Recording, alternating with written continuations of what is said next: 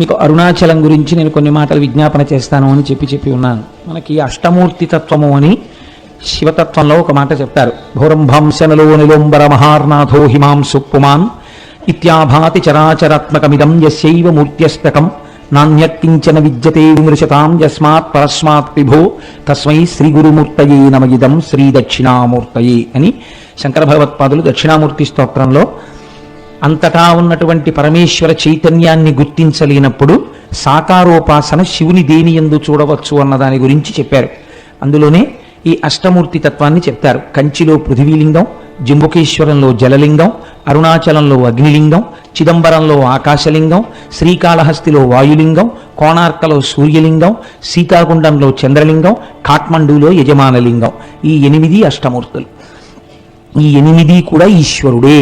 కాబట్టి నీ కంటితో చూసి ఉపాసన చెయ్యడానికి యోగ్యమైనటువంటి పరమశివ స్వరూపములు. ఇందులో మీకు కంచిలో ఉండేటటువంటి పృథివీలింగం మీకు తెలుసు. ఆ పృథివీలింగం కాంచీపురంలో ఉంది. కాంచీపురంలో ఒక గొప్ప విచిత్రం ఉందండి. కంచిలో ఒక 1000 పైచిలకు శివాలయాలు ఉన్నాయి. కానీ కంచి నగరం ఎక్కడి వరకు ఉందో ఆ పరిధిలో ఎక్కడ అమ్మవారు ఉండదు. శివాలయంలో అన్ని శివాలయాలకి కలిపి ఒక్కటే శక్తి కేంద్రం కామాక్షి అమ్మవారి దేవాలయం. ఆఖరికి మసీదులకు సంబంధించినటువంటి ఊరేగింపులు కూడా కంచిలో చిత్రం ఏమిటంటే అమ్మవారి గుడికే ప్రదక్షిణం చేస్తాయి. అన్ని దేవాలయాలకు సంబంధించిన ప్రదక్షిణలు అమ్మవారి గుడిని ప్రదక్షిణంగా పెడతాయి. అంత పవిత్రమైనటువంటి క్షేత్రం కంచి. అసలు ఆ మాటకొస్తే దక్షిణ భారతదేశంలో ఉన్న ఏకైక మోక్షపురి కంచి. ఎందుకంటే అయోధ్య, మధుర, మాయా, కాశీ, కాంచి, అవంతిక, పురి, ద్వారవతి చైవ సప్తైతే మోక్షదాయక. అందులో దక్షిణ భారతదేశంలో ఉన్నది కంచి ఒక్కటే. అక్కడ ఉన్నది పృథివీలింగం. అందుకే మల్లె నూనెతో అభిషేకం, అక్కడ నీటితో చెయ్యరు. రెండవది జంబుకేశ్వరంలో జలలింగం. ఆ శివలింగం దగ్గర జంబుకేశ్వరంలో ఎప్పుడూ నీళ్లు ఊరుతుంటాయి, కానీ ఆ నీటిని ఎవరి మీద ప్రోక్షించడం కానీ అది చెయ్యరు. కాబట్టి నీరు శివుడే అని చెప్పడానికి జలలింగమై ఉన్నాడు. మూడవది చిదంబరంలో ఆకాశలింగం. నేను తరచూ దీని గురించి మీకు చెప్తుంటాను. చిదంబరంలో ఉండేటటువంటి స్వామిని సాకారుడిగా చూడాలంటే కనకసభ అంటారు దాన్ని. అక్కడ నటరాజస్వామిగా చూడాలి. ఒకచో ఒక గమ్మత్తైన విషయం చెప్తారు. నటరాజస్వామి వారికి కాళికాదేవికి పోటీ జరిగింది. ఇద్దరిలో ఎవరు ఎక్కువ తాండవము చేయగలరు అంటే, స్త్రీ చేస్తే తాండవము అనరు, లాస్యము అంటారు. ఎవరు చేయగలరు దీన్ని? నాకు తెలిసినంత వరకు విశాఖపట్నంలో సంపత్ కుమార్ బృందం అని ఒకటి ఉండేది. మహానుభావుడు ఆంధ్రజాలరీ చేస్తుండేవారు ఆయన. నేను ఆ రోజుల్లో విశాఖపట్నంలో ఉద్యోగం చేసేవాడిని. ఇంటికి వచ్చేస్తూ సాంబమూర్తి కళామందిరంలో కూర్చుంటే నిజంగా ఆయన ఆ జాలరీ వేషంలో ఆ పడవ ఆ సముద్రంలో తెడ్డు వేస్తూ వెడుతున్న దృశ్యాన్ని చేసేవారు. అద్భుతం. మహానుభావుడు ఉమా సంపత్ అని ఆయన భార్య గారు ఉండేవారు. వాళ్ళిద్దరూ ఇది చేస్తుండేవారు. ఈ తాండవము, లాస్యము ప్రదోష వేళలో నిజంగా కైలాస పర్వతం మీద ఉన్నట్టుండేది. అది చేసినప్పుడు శంకరుడు ఎలా నర్తిస్తే కాళిక అలా నర్తించింది. అసలు ఇద్దరిలో ఎవరు నటరాజని పిలవాలి అన్న విషయం తేలలేదు. ఈ స్థితికి వెళ్ళిపోయిన స్థితిలో శంకరుడు ఏం చేశాడంటే, ఇంకా అక్కడే పళ్ళెంలో ఉన్న కుంకుమనందు తన బొటనవేలిని ముంచి ఎత్తి కాళికాదేవి యొక్క లలాటమునందు బొట్టు పెట్టాడు అని ఒకచో నేను చదివిన విషయం మీకు ప్రస్తావన చేస్తున్నాను. కానీ స్త్రీ పురుషుడి ముందు అంత పైకి కాలెత్తి లలాటమును తాకదు కనుక సిగ్గుపడి కాళికాదేవి నిలబడిపోయింది. ఇప్పుడు నటరాజమూర్తిగా శంకరుడికి అభిషేకం చేశారు. నటరాజమూర్తి అంటే దాని స్థితి వేరు. అసలు సృష్టి స్థితి ప్రళయకర్తగా శివుడు ఉంటే దాన్ని నటరాజస్వామి అంటారు. ప్రతి కదలిక ఆయనదై ఉంటుంది. అటువంటి నటరాజస్వామిగా కనకసభలో ఉంటాడు. అదే స్వామి ఆకాశలింగంగా అంతరాలయంలో ఉంటాడు. ఆకాశలింగం అంటే మీరు చిదంబరం వెడితే మీ దగ్గర మారేడు దళాలతో ఉన్నటువంటి మాలలు తీసుకుంటారు, తీసుకెళ్ళి ఓ గోడ మీద వేస్తారు. వేస్తే పాపం కొంచెం తెలియని వాళ్ళు ఏం చేస్తారంటే, శివలింగం ఎక్కడండి, శివలింగం ఎక్కడండి అని ఇలా చూస్తూ ఉంటారు. చూస్తుంటే ఆఖరికి వాళ్ళు ఇంకా పదండి అయిపోయింది పూజ అంటారు. అయిపోయింది పూజ అంటే అసలు శివలింగమే కనపడలేదు. ఇంత దూరం వచ్చిన వాళ్ళు బెంగెట్టుకుని అసలు శివలింగం ఏదండి అంటారు. అంటే వాళ్ళు ఇదే శివలింగం గోడ చూపిస్తారు. ఇదేమిటి ఇది శివలింగం ఏమిటి అనుకుని వెళ్ళిపోతే అక్కడ ఉన్న వాళ్ళు అంటారు, అర్థం కాకపోతే అది చిదంబర రహస్యం అంటే. చిదంబర రహస్యం అంటే ఏమిటంటే, ఆకాశము అంటే అంతటా వ్యాప్తి చెందినది. అంతటా ఉన్న శివుణ్ణి ఎక్కడున్నాడని మళ్ళీ ప్రత్యేకం మీరు చూపిస్తారు. అందుకని అక్కడ ఏముండదు, గోడ ఉంటుంది, దానికే పూజ అంతే. అంతటా ఉన్నాడు, అది లోపల తెలుసుకుని పూజ చేయడం. కాబట్టి చిదంబరం ఆకాశలింగం, శ్రీకాళహస్తి వాయులింగం మీకు తెలుసు. అక్కడ 2 జ్యోతులు వెలుగుతుంటాయి ఎప్పుడు. మనకి సైన్స్లో ఏంటంటే ఆక్సిజన్ లేకపోతే దీపం నిధనం అయిపోతుంది అని. అందుకని విదేశీయులకి ఎంతసేపు కూడా మనకి ఉన్నటువంటి ఆరాధనా విధానాన్ని వాళ్ళు హేతువుని చూడడానికి ప్రయత్నించేవారు. కాబట్టి విదేశీ పరిపాలనలో ఏం చేశారంటే శ్రీకాళహస్తిలోకి గాలి రాకుండా దేవాలయాన్ని మూసేశారు. ఆక్సిజన్ అయిపోతుంది కదా, అప్పుడు ఈ దీపాలు ఏమవుతాయో చూద్దామని. ఎన్ని రోజులైనా ఆ దీపాలు అలా వెలుగుతూనే ఉన్నాయి. గాలిలో ఆక్సిజన్ అయిపోయినట్టుగా అక్కడ ఉన్నటువంటి పరికరములు చూపిస్తున్నాయి, కానీ దీపాలు మాత్రం వెలుగుతున్నాయి. ఏ గాలి లేకపోయినా రెండు దీపాలు గాలి కొట్టుకుంటున్నట్టు ఇలా కొట్టుకుంటుంటాయి ఇప్పటికీ. అలా వాయురూపుడైనటువంటి పరమాత్మ శివుడే అని చూపించడం కోసమే శ్రీకాళహస్తిలో వాయులింగం. అందుకే ప్రాణము ఉన్నది, ప్రాణము పోయినది అంటే భవతి విడున్నాడు అనడానికి ఏమిటి గుర్తు? ఊపిరి. ఆ ఊపిరి ఆగిపోయింది అనుకోండి, శవం వెళ్ళిపోయినాడు, అమంగళ స్వరూపం అయిపోయింది అంటున్నాం. అందుకే శ్రీకాళహస్తిలో శివలింగం పశ్చిమాన్ని తిరుగుతుంది. అక్కడ పశ్చిమాన్ని తిరిగితే గుర్తు ఏమిటంటే పశ్చిమం సూర్యాస్తమయం. శ్రీకాళహస్తి వెళ్ళి నమస్కారం చేసినటువంటి వాడికి ఆఖరి ఊపిరి నడుస్తుండగా ఈశ్వరుడే ఆ ఊపిరిని భగవత్ సంబంధమైన నామముగా మార్చి వీడి చిట్ట చివరి ఊపిరిలో ఈశ్వరనామం చెప్పాడు కాబట్టి వీడిని నా పాదాల దగ్గర పెట్టుకుంటున్నానని తాను తీసుకుంటాడు. కాబట్టి పశ్చిమానికి తిరిగి శ్రీకాళహస్తిలో ఉంటాడు. అంతర్లీనముగా అది మనకి జరిగే ప్రయోజనం, అది వాయులింగం. కాబట్టి కంచియందు పృథ్వీలింగం, జంబుకేశ్వరంలో జలలింగం, చిదంబరంలో ఆకాశలింగం, శ్రీకాళహస్తిలో వాయులింగం. పంచభూత లింగాలుగా చూడండి. పోనందాక తిరువణ్ణామలై అంటే అరుణాచలానికి వస్తే అగ్నిలింగం. ఇప్పుడు మీరు ఒక్క విషయాన్ని గమనించండి. పృథివీలింగం అంటే మీకు తెలుస్తోంది పృథివీ, జలలింగం అంటే తెలుస్తోంది నీరు, ఆకాశలింగం అంటే తెలుస్తోంది ఏమీ లేకుండా అంతటా పరమాత్మ ఉన్న స్థితి. అలాగే మీకు వాయులింగం తెలుస్తోంది దీపముల కదలిక చేత. అప్పుడు అగ్నిలింగం అన్న దగ్గర ఏది ఉండాలి? అగ్నిహోత్రం ఉండాలి కదండి. మీరు అరుణాచలంలో శివలింగం దగ్గరికి వెళ్ళి దర్శనం చేసుకున్నారనుకోండి, ఏ ప్రశ్న వేయాలి గురువుని శిష్యులు? అయా కంచి వెడితే పృథ్వీలింగం ఉందండి, మిగిలిన చోట్ల భూతములు తెలుస్తున్నాయి, మరి ఇక్కడ కూడా అగ్నిహోత్రం ఉండాలి కదండి, ఇక్కడ అగ్నిహోత్రం లేదు కదా, మరి ఇది అగ్నిలింగం అని ఎలా పిలుస్తారు అని అడగాలి కదా. ఇక్కడ రాశీభూతమైన జ్ఞానాగ్ని, అది జ్ఞానాగ్నియే. అందుకే స్కాంద పురాణం అంది జీవి యొక్క ప్రయాణాన్ని, మనుష్య ప్రయాణం అనకండి, జీవుడు లోపల ఉన్న జీవుడు ఎన్ని దేశముల నుండి నే వచ్చినానో నిన్న విన్నారు కదా. ఇదేంటి? ఎందరో రోతల్లులెందరో తండ్రులెందరో తనవారులెందరో సుతులు, ఎంతమంది అయ్యారో ఇప్పటికీ. కాబట్టి ఈ జీవయాత్ర వెళ్ళిపోతూనే ఉంది. ఏ దేశమున నుండి ఇచటకు వచ్చి తినో, ఏ అమెరికాలో పుట్టామో భోగదేశాల్లో, అదృష్టం కొద్దీ ఇప్పుడు కర్మభూమిలోకి వచ్చాం, పుణ్యభూమిలోకి. ఎక్కడి నుంచి ఇక్కడికి వచ్చాను, మళ్ళీ ఇచట నుండి నే పోదు ఏ దేశమునకు, మళ్ళీ ఎక్కడికి పోతాము. కాబట్టి జీవకోటి యాత్రలో ఒక అడ్డంగా గీత పెడతారట. ఏమా గీత అంటే అరుణాచల ప్రవేశమునకు పూర్వము, అరుణాచల ప్రవేశము తదనంతరము. అరుణాచలేశ్వరుడు దర్శనం పెట్టరు, మీరు జాగ్రత్తగా గుర్తుపెట్టుకోండి. అరుణాచల ప్రవేశమునకు పూర్వము, అసలు అరుణాచలంలోకి ప్రవేశించాడా ఇది చూస్తారు. రెండవది అరుణాచల ప్రవేశమునకు తరువాత, అరుణాచలంలో ఒకసారి ప్రవేశిస్తే ఆ జీవి యొక్క జీవితం ఇంకొకలా ఉంటుంది, అక్కడి నుంచి గీత కొట్టి ఇంకోలా చూస్తారు. కాబట్టి అందరూ అరుణాచలంలోకి ప్రవేశించలేరు, ఇది ఒక సిద్ధాంతం ఉంది. అయితే నాకు దీని గురించి కించిత్ అనుమానం ఉండేది. ఇది ఎప్పుడో ఉంటుంది కదా, ఇప్పుడు రైళ్ళు వచ్చేసాయి, బస్సులు వచ్చేసాయి, అనేకం వచ్చేసాయి, ఇప్పుడు కూడా అలా ప్రతిబంధకాలు ఉంటాయా అని నాకు అనుమానం ఉండేది. నేను మొట్టమొదటిసారి అరుణాచలం వెళ్ళినప్పుడు, ఈ సభలో ఎవరైనా ఉన్నారో లేరో నాతో వచ్చిన వాళ్ళు, శంకరం గారు ఉన్నారంటే మీరు సాక్ష్యం అయితే, నాకు ఈ అనుమానం ఉండేది. చిత్రం ఏంటంటే మేము చెన్నై నుంచి అరుణాచలం వెడుతుంటే వ్యాన్ బరస్ట్ అయిపోయింది. బరస్ట్ అయిపోతే దిగిపోయి కూర్చున్నాం. వాడు వెళ్ళి టైర్లు తెచ్చి మళ్ళీ టైర్లు మార్చాడు. మళ్ళీ కొంచెం దూరం వెళ్ళింది, మళ్ళీ బరస్ట్ అయిపోయింది. చీకటి పడిపోతోంది, రోడ్డు మీద నిలబడిపోయాం. మేము అరుణాచలంలోకి ప్రవేశించలేదు. అప్పుడు నాకు అర్థమైంది, ఎన్నున్నా అరుణాచల ప్రవేశానికి ఈశ్వర అనుగ్రహమే కారణం కావాలి అని. అప్పుడు రోడ్డు మీద కూర్చుని భగవన్నామాలు చేసిన తర్వాత చిత్రం ఏంటంటే ఇంకా ఆకుండా వ్యాన్లో అరుణాచలం వెళ్ళిపోయి. కాబట్టి అప్పటికీ ఇప్పటికీ అది సత్యమే. ఈశ్వరుడు మాకు వెంటనే వచ్చిన అనుమానాన్ని నివృత్తి చేసేసాడు. కాబట్టి అరుణాచలం అంత పరమపావనమైనటువంటి క్షేత్రం. అయితే ఏమంటే అది కేవలము జ్ఞానాగ్నియేనా? మరి పంచభూతములలో అగ్నికి అప్పుడు ఇంకొక లింగం ఉండాలి కదా అని మీకు అనిపించవచ్చు. చాలామంది పెద్దలు ఏం చెప్తారంటే ఇది సత్యమే. అరుణాచలంలో ఉన్నటువంటి శివలింగమునకు కొంచెం దగ్గరగా కూర్చుంటే అంతరాలయంలో నీకు ఉక్క పోసేసి చెమటలు పట్టేసి ఏదో కొంచెం వేడితోటి సతమతం అయిపోతున్నట్టుగా అనిపిస్తుంది. అది చాలా తీవ్రమైన అగ్ని అనుకోండి, మీరు తట్టుకోలేరు సెగ. అందుకని ఈశ్వరుడు అగ్నిహోత్రము తానే అని అలా నిరూపిస్తూ ఉంటాడు. అటువంటి పరమపావనమైనటువంటి క్షేత్రము ఆ తిరువన్నామలైలో ఉన్నటువంటి అరుణాచలేశ్వరుడు. అయితే ఈ అరుణాచలం గురించి ప్రత్యేకముగా నేను ప్రస్తావన చేస్తాను ఇవాళ. రేపు భగవాన్ రమణుల గురించి ప్రస్తావన చేస్తాను అనడం వెనకాతల ఒక ఆర్తి ఉంది. ఎందుకు నేను దాని గురించి ప్రత్యేకం ప్రస్తావన చేస్తాను అని అనవలసి వచ్చిందంటే, మనకి ఒకానొకప్పుడు శంకరుణ్ణి దేవతలు మనుష్యులు అందరూ ప్రార్థన చేస్తే ఆయన ఇచ్చినటువంటి వరములుగా 4 చెప్తారు. దర్శనాత్ అభ్రసదసి, చిదంబరమునందు జ్ఞానముతో దర్శించుట, అంతటా ఈశ్వరుడు ఆకాశరూపుడయ్యున్నాడు అని దర్శనం. అదంత జ్ఞానంతో దర్శనం చేయడం అందరికీ కుదురుతుంది, కుదరకపోతుంది. కాబట్టి ఈశ్వర ఇంకొక మాట చెప్పన్నారు, దర్శనాద్దభ్ర సరసి, చేతకాకపోతే జననాత్ కమలాలయే. కమలాలయే అంటే తిరువారూరు. నువ్వు కమలాలయంలో పుడితే నీకు మోక్షం ఇస్తానన్నాడు స్వామి. చాలా బాగుంది కానండి, పుట్టడం మా చేతిలో ఉందా? ఎక్కడ పుడతాము?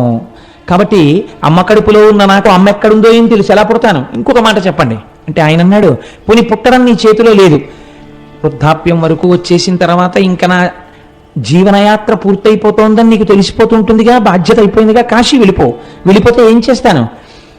జననాత్ కమలాలయే కాశ్యాంతో మరణాన్ముక్తి, కాశీలో ప్రాణం వదిలిపెట్టేస్తే మోక్షం ఇచ్చేస్తాను. ఎలా ఇస్తాడో మనం మీరు విన్నారు కదా విశ్వేశ్వరలింగంలో, కాశ్యాంతు మరణాన్ముక్తి అంటే వాళ్ళు అన్నారు, ఈశ్వర ఏమో ఈ లోపల వచ్చేస్తే, లేదా మేము కాశీలో ఉండగా మోక్షం వచ్చేటట్టుగా కాశీకి వెళ్ళేంతగా కుటుంబాన్ని వదిలి వెళ్ళగలిగినంత దృఢచిత్తము కలియుగంలో మాకు ఎలా ఉంటుంది, ఈ అనుబంధాలతో వేసారిపోతూ, కాబట్టి అలా వెడతామని నమ్మకం లేదు. ఇంకొక మాట చెప్పండి అంటే స్వామి అన్నారు, ఇంకా ఇంతకన్నా సులభం ఉండదు, ఒక్క మాట చెప్తాను, చెయ్యగలరా? స్మరణాత్ అరుణాచలే, పైకి అనక్కర్లేదు. అరుణాచల శివ అరుణాచల శివ అరుణాచల శివ అరుణ శివ అని మీరు అనక్కర్లేదు. స్మరణాత్, స్మరణము మనస్సుకు సంబంధించినది. మీరిక్కడ అరుణాచల శివుడు అని ఒకసారి తలుచుకుంటే చాలు, పాపరాశి ధ్వంసం చేస్తాను. పోనీ అలా తలుచుకోగలవా? ఇది కూడా కుదరదన్నారు అనుకోండి, ఇంకా నేను మిమ్మల్ని ఉద్ధరించలేనని ఈశ్వరుడితో అనిపించుకోకూడదు కదా, అందుకని తప్పకుండా అన్నారు. స్మరణాత్ అరుణాచలే, కేవలము స్మరించినంత మాత్రం చేత పాపరాశిని ధ్వంసము చేయగలిగినటువంటి క్షేత్రము అరుణాచల క్షేత్రము. ఇక్కడ ఒక గమ్మత్ ఉంది. మీకు భారతదేశం మొత్తం మీద ఎక్కడా లేనటువంటి రీతిలో అరుణాచలంలో పరమశివుడు 3గా కనపడుతూ ఉంటాడు అని పురాణం చెప్తుంది. 3గా, ఇందులో అరుణాచలం వెళ్ళిన వాళ్ళు చాలా మంది ఉన్నారని నేను అనుకుంటున్నాను. నాకు తెలియడం కోసం, సంతోషించడం కోసం, అరుణాచలం వెళ్ళిన వాళ్ళు ఎంతమంది ఉన్నారో ఒక్కసారి చెయ్యెత్తండి సభలో. చాలా మంది ఉన్నారండి వెళ్ళవలసిన వాళ్ళు. చాలా సంతోషం. ఈ మాట ఎప్పుడైనా ఈశ్వరుడు మనందరినీ కలిపి తీసుకెళ్ళుగాక అని సంకల్పం చేద్దాం. స్మరణాత్ అరుణాచలి, ఆ అరుణాచలం, దాని గురించి శాస్త్రం ఒక మాట చెప్తుంది. అరుణాచల క్షేత్రమునందు శివుడు 3గా కనపడుతూ ఉంటాడు. అరుణాచలంలో ఒక పెద్ద పర్వతం ఉంది, దాని పేరే అరుణాచలము, అంటే అచలము అని కదండి. అచలం అంటే కొండ. ఒక పెద్ద కొండ ఉంది, దానికి ప్రదక్షిణం చేయాలంటే 14 కిలోమీటర్లు నడవాల్సి ఉంటుంది. ఆ కొండ శివుడే, కొండయే శివుడు అక్కడ. అందుకే మీరు చూస్తే ఒక చిత్రమైన బోర్డులు కనపడుతుంటాయి, absorbed into the lotus feet of Arunachala అని ఉంటాయి. రమణాశ్రమంలో అక్కడే ప్రాణాలు విడిచిపెట్టేసిన వాళ్ళని సమాధులు చేస్తే అక్కడ బోర్డులు పెడతారు, వీళ్ళ పేరు ఇది, absorbed into the lotus feet of Arunachala అంటారు. అరుణాచల పాదములు అని పిలుస్తారు ఆ కొండ కింద ఉన్నటువంటి భాగాన్ని. ఆ కొండకి ప్రదక్షిణం చేస్తారు. ఈ కొండకి ప్రదక్షిణం చేస్తే అక్కడ మీరు నమ్మండి నమ్మపోండి, నాకు పరమ విశ్వాసముతో కూడుకున్న విషయం, ఎన్ని కోట్ల జన్మల పాపములో అక్కడ దగ్ధమవుతాయని. భగవాన్ రమణుల్ని ఎవరైనా చూడ్డానికి వెడితే అరుణాచలంలో ఆయన మొదట ఒక ప్రశ్న వేసేవారు, గిరి ప్రదక్షిణం చేశారా అని అడిగేవారు. వాళ్ళు మళ్ళీ 1 గంట పోయాక కనపడేవారు, భగవాన్ మీరు చెప్పినట్టుగా గిరి ప్రదక్షిణానికి వెళ్ళొచ్చాం అనేవారు. ఎలా వెళ్ళారు అంటే ఆటోలో వెళ్ళామండి అనేవారు. ఏదో వయస్సు అయిపోతే వాళ్ళని నేను తప్పు పట్టట్లేదు, అయితే ప్రదక్షిణ పుణ్యం ఆటోదా మీదా అని అడుగుతుండేవారు ఆయన. కాబట్టి ఆ గిరి ప్రదక్షిణం అనేటటువంటిది మనం ప్రయత్నపూర్వకంగా చెయ్యాలి. అక్కడ చిత్రం ఏంటంటే, మీరు ప్రదక్షిణం ప్రారంభం చెయ్యగానే సాధారణంగా రమణాశ్రమం దగ్గర నమస్కారం చేసి కొంచెం 4 అడుగులు వెయ్యగానే ఒక వినాయకుడి గుడి ఉంటుంది, అక్కడ నమస్కారం చేసి అరుణాచలానికి ప్రదక్షిణానికి బయలుదేరుతారు. బయలుదేరినప్పుడు మొట్టమొదటి దక్షిణ దిక్కున కనపడేటటువంటి లింగం యమలింగం. దక్షిణ దిక్కున మరి యమధర్మరాజు కదండి, అందుకని యమప్రసాదాత్ ఆయుర్వర్ధనమశ్నుతే అని చెప్తాం మనం ఆశీర్వచనంలో. దక్షిణ దిక్కున ఉన్నటువంటి యమధర్మరాజు గారి యొక్క అనుగ్రహము చేత నీకు ఆయువు వృద్ధి అగుగాక. మీరు ఒక్కటి గుర్తుపెట్టుకోండి, అరుణాచలానికి అరుణ పర్వతానికి మీరు ఎన్ని మాటలు ప్రదక్షిణం చేసినా ఒక్క పర్వతానికి ప్రదక్షిణము చేయరాదు. అరుణాచలం పర్వతం చుట్టూ ఉన్న అన్ని ఆలయములను దర్శనము చేస్తూనే ప్రదక్షిణం చేయాలి తప్ప వాటిని విడిచిపెట్టి ప్రదక్షిణం చేయకూడదు. అలా ఎందుకు చెయ్యకూడదో నేను ఈ మధ్య ఉపన్యాసంలో ఒక రోజున చెప్పాను. చరివిత చరణంగా మళ్ళీ చెప్పవలసిన అవసరం లేదు. అయితే ఈ దక్షిణ దిక్కున ఉన్నటువంటి యమలింగానికి అరుణాచలంలో ఒక ప్రత్యేకత ఉన్నది అంటారు. ఏమా ప్రత్యేకత అంటే, ఎముకలు విరిగిపోయినటువంటి వాళ్ళు, ఎముకలు అరిగి బాధపడుతున్న వాళ్ళు అరుణాచలంలో యమలింగ దర్శనం చేస్తే ఆ ఎముకలు చాలా తొందరగా అంటుకుంటాయి. చాలా మందికి అలా జరిగాయి సంఘటనలు. మీరు దానికి సంబంధించినటువంటి విషయాల్ని పరిశీలన చేస్తే ఎన్ని సంఘటనలు, ఎన్ని సందర్భాలు ఉంటాయో ఎన్నని పురాణ ప్రవచనంలో తీసుకురాగలం. ఎంతమందికో అలా అంటుకున్న ఎముకలు. కాబట్టి యమలింగమునకు అటువంటి శక్తి ఉన్నది. అరుణాచలంలో మీరు ప్రదక్షిణం చేస్తున్నప్పుడు నైరుతి దిక్కుకి వెళ్ళేటప్పటికి నైరుతి లింగము అని ఒక లింగం ఉంటుంది.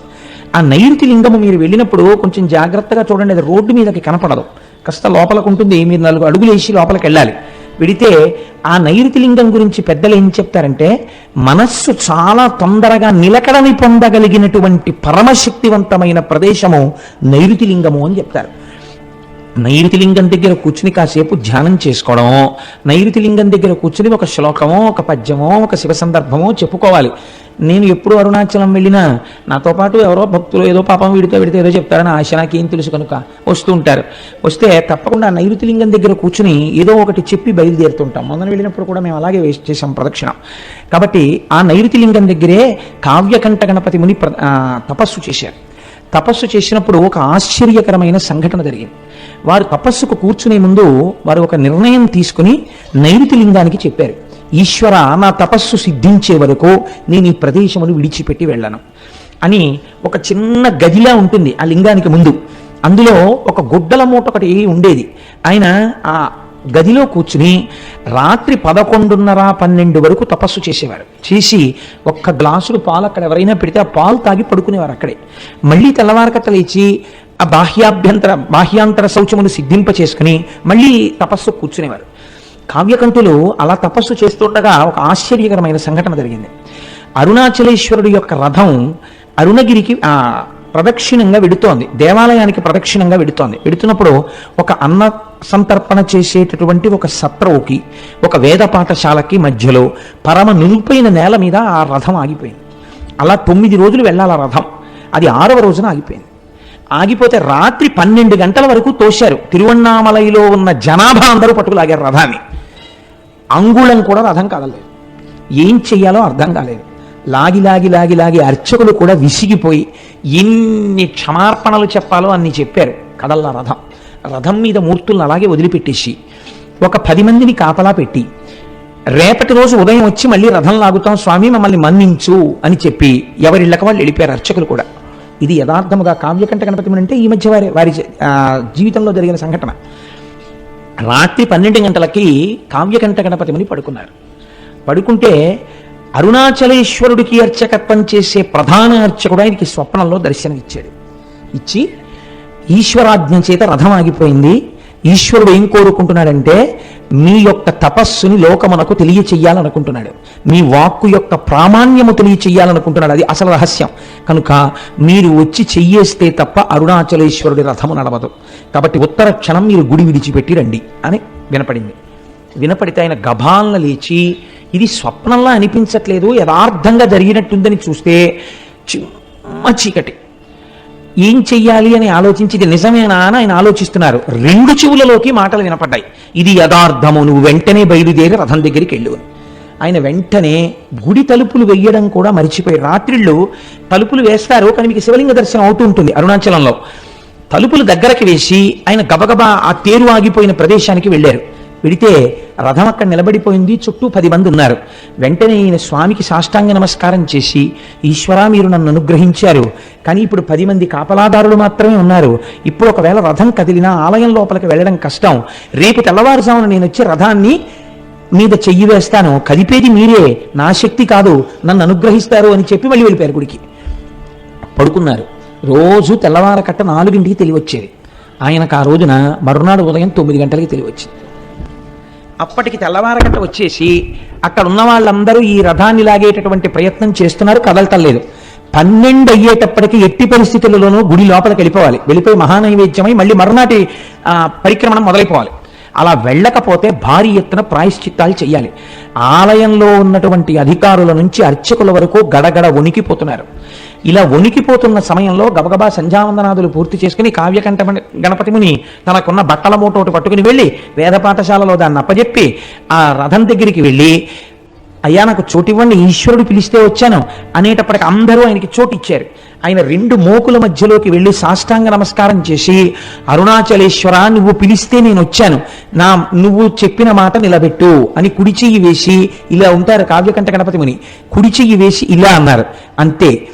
చాలా మంది కలిపి తేలిక వాహనాన్ని లాగేస్తే ఒక్కసారి ఎలా దూకుతుందో, అలవాటు లేనివాడు ఫస్ట్ గేర్ వేసేసి యాక్సిలేటర్ వదిలేస్తే బండి ఎలా దూకుతుందో అలా ఒక దూకింది అరుణాచలం రథం.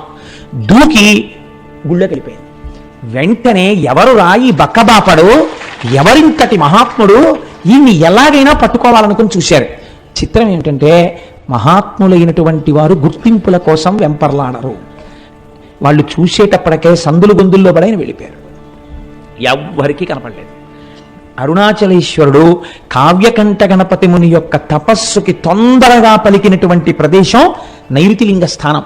కాబట్టి ఆ నైరుతిలింగం దగ్గరికి వెళ్ళినప్పుడు మనం ప్రత్యేకించి అరుణాచలేశ్వర నీ అనుగ్రహాన్ని మా యందు ప్రసరించు అని మనం చక్కగా అక్కడ నమస్కారం చేసుకోవాలి. అరుణగిరికి తప్పకుండా ప్రదక్షిణం చెయ్యండి అని అనడం వెనకాతల ఒక కారణం ఉంది. మీరు వెళ్ళేటప్పుడు అన్ని దిక్కుల యందు మీకు ఆలయాలు కనపడతాయి. చంద్రలింగం, సూర్యలింగం, ఉత్తరాన కుబేరలింగం, ఈశాన్యంలో లింగం, ఆగ్నేయంలో లింగం, అన్ని శివాలయాలు ఉంటాయి. ఉత్తరలింగాన్ని కుబేరలింగం అని పిలుస్తారు. ఉత్తరలింగం దగ్గరికి వెళ్ళి మీరు ప్రార్థన చేశారనుకోండి ఐశ్వర్య సంపత్తి కలుగుతుంది. మీరు చూడండి, సాధారణంగా మనకి ఆశీర్వచనం చేస్తారు. మీరు ఏదైనా ఒక పెద్ద పూజ కానీ, ఇష్టి కానీ, వ్రతం కానీ పూర్తి చేశారనుకోండి, ఆశీర్వచనం చేసేటప్పుడు ఒక మాట చెప్తారు. ఏదో నైరుతి దిగ్భాగే వరుణో దేవత వరుణ ప్రసాదాత్ పుత్రపౌత్రాభివర్ధనమశ్నుతే. ఆ నైరుతి దిక్కున ఉన్నటువంటి ఏదో పశ్చిమ దిగ్భాగే, పశ్చిమ దిక్కున ఉన్నవాడు వరుణుడు, ఆ వరుణుని యొక్క అనుగ్రహము చేత ఈయనకి పుత్రపౌత్రాభివృద్ధి కలుగుగాక అని. అలాగే మనకి మహాన్యాసం చేసేటప్పుడు మనం ఇలా వెనక్కి తిరిగి నమస్కారం, ఇలా ఓ నమస్కారం, ఇలా ఓ నమస్కారం, ఇలా ఓ నమస్కారం అర్చక స్వామి చేస్తుంటారు. ఆయన్ని చూస్తూ ఆయన ఎటు తిరుగుతున్నాడు అలా మనం ఇలా ఇలా తిరుగుతుంటాం తప్ప మంత్రంతో సమన్వయం మనకి జరగదు లోపల. ఎందుకంటే మనకి సరిగ్గా అర్థం కాదు, అలా అర్థమయ్యేటట్టు చెప్పేవాళ్ళు లేరు. కాబట్టి ఏమైపోతుందంటే ఉట్టినే పాపం అలా తిరుగుతుంటాడుగా, ఆయన భక్తి అయింది. కానీ మీకు తెలియకుండానే మీరు అరుణగిరికి ప్రదక్షిణం చేసేటప్పుడు అన్ని దిక్కుల నుండి మీరు ఏం కోరుకుంటున్నారో అవి ఇయ్యగలిగినటువంటి దిక్పాలకులకు శాసకుడై ఉన్నటువంటి పరమశివుని యొక్క దర్శనం మీకు అన్ని దిక్కులా కలుగుతుంది. కలగడం వల్ల ఇహమునందు మీకు సమస్త సమృద్ధి కటాక్షింపబడుతుంది. కాబట్టి అరుణాచలలింగానికి, అరుణాచలేశ్వరుడికి, ఆ కొండకి ప్రదక్షిణం చెయ్యడంలో అంత విశేషమైన ప్రాముఖ్యం. కొన్ని చెప్పకపోతే నాకు కడుపుబ్బ తీరదు, అదొక విర్రి నాకు. కాబట్టి చెప్తాను, ఇది కూడా చెప్పాలా అని అనుకోకండి. మనం పశ్చిమ దిక్కుకు వెళ్ళినప్పుడు ఆది అన్నామలై అని ఒక క్షేత్రం ఉంటుంది, ఒక దేవాలయం, శివాలయం ఉంది.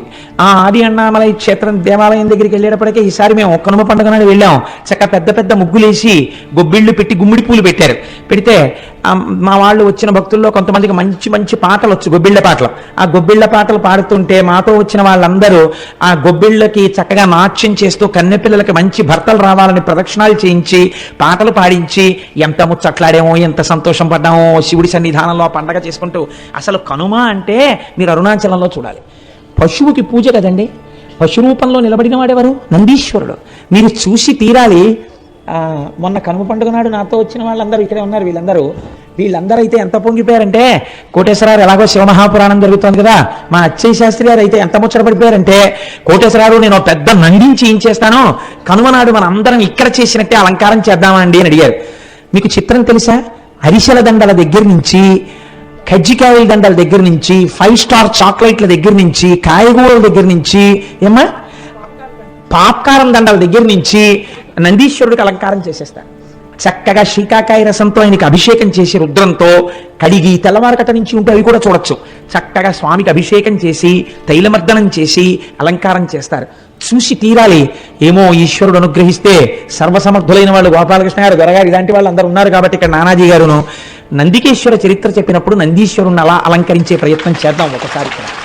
మేము ఒక్కళ్ళమే అనుభవించడమే, మీరు కూడా అలా నందీశ్వరుణ్ణి ఎలా అలంకారం చేస్తారో చూద్దురు. కానీ అక్కడ చూడగానే ఆ రోజున నాతో పాటు ఉన్న వాళ్ళందరూ రిజర్వ్ చేసుకున్నారు. జంతికల దండలు మావంటే, చెగోడీల దండలు మావంటే, కజ్జికాయల దండలు మావంటే వాళ్ళు చూశారు కాబట్టి వాళ్ళు అవన్నీ రిజర్వ్ చేసుకున్నారు కూడా.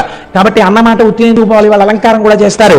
నందికేశ్వర చరిత్ర చెప్పిన రోజున వీలైతే బసవయ్యని మనం ఇక్కడ అలా అలంకారం చేసి ప్రదక్షిణం చేసి నమస్కరిద్దాం. కనుక ఏమిటో ఎటు నుంచి ఎటుపోతుందో ప్రసంగం. నైరుతి దిక్కున ఉన్నటువంటి ఆ స్వామి యొక్క దర్శనము కావ్యకంఠ గణపతి మణికంతటి కటాక్షాన్ని అనుగ్రహించింది. ఆ అరుణాచలేశ్వరుడికి చేసినటువంటి ప్రదక్షిణం మనకి ఇహమునందే కాదు పరమనందు సుఖాన్ని మోక్షమును కూడా ఇవ్వగలదు. ఎందుకు ప్రదక్షిణం చెయ్యాలి? కేవలం కాళ్ళతో నడిస్తే పాపం పోతుందా? అలా ఎలా పోతుందని అడిగేవారు. అడిగితే భగవాన్ రమణులు ఒక మాట చెప్తుండేవారు. వారు చెప్పినది సాధికారికం కదా.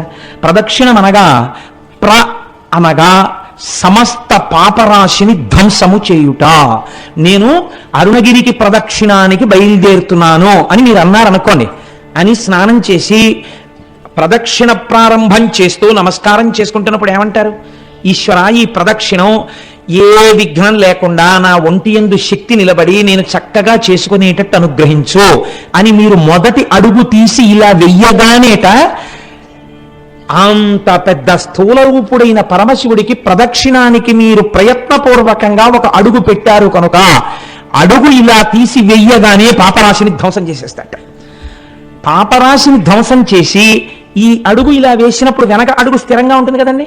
మళ్ళీ రెండో కాలు ఇలా పైకి లేవగానే ఎవరు శివుడిని నమ్మి మొదలు పెట్టారో వాళ్ళు ఏది జీవితంలో జరగాలని కోరుకుంటున్నారో దాన్ని ఇచ్చేస్తాట. కాబట్టి పాపరాశి ధ్వంసమగుట, కోరిక తీరుట.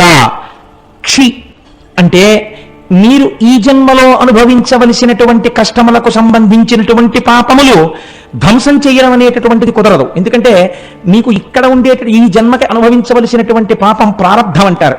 దాన్ని విడిచిపెట్టేసినటువంటి బాణంతో సమానం. కాబట్టి మీకు ఇప్పటికి ఏర్పడిపోయి ఉన్నటువంటి ఆగామి ఫలితం ఏదుందో దాన్నంతటినీ ధ్వంసం చేసి రాబో జన్మలకి కూడా ఏర్పడవలసినటువంటిది ఈ జన్మలో బ్రహ్మగారి రాత చేత ఏర్పడబోతున్న దాన్ని కూడా ధ్వంసం చేస్తారట. అంటే ఇంకా అలా చేయడం వల్ల అరుణగిరికి ప్రదక్షిణం చేసినటువంటి వాడికి పాపము పుణ్యము ఉండదు కనుక వాడు మోక్షమునకు అధికారి అగుచున్నాడు.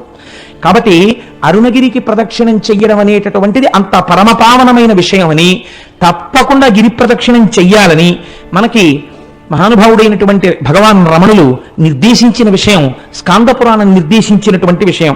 ఇది చిత్రం ఒకటి ఉంది. అరుణాచలంలో 3 యోజనముల దూరము వరకు ఏ విధమైనటువంటి దీక్షకి సంబంధించిన నియమములు లేవు.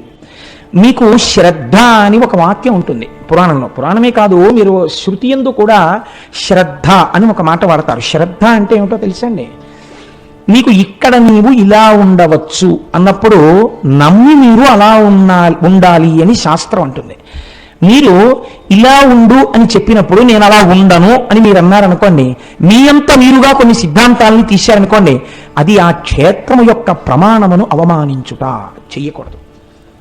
అందుకే రమణులంతటి వారు అమ్మగారు నేను ఇక్కడ ఉల్లిపాయలు తిన్నంటే ఈవిడ ఉల్లిపాయ తింటే ఈవిడ మోక్షానికి అడ్డొస్తుందిట అనేవారు.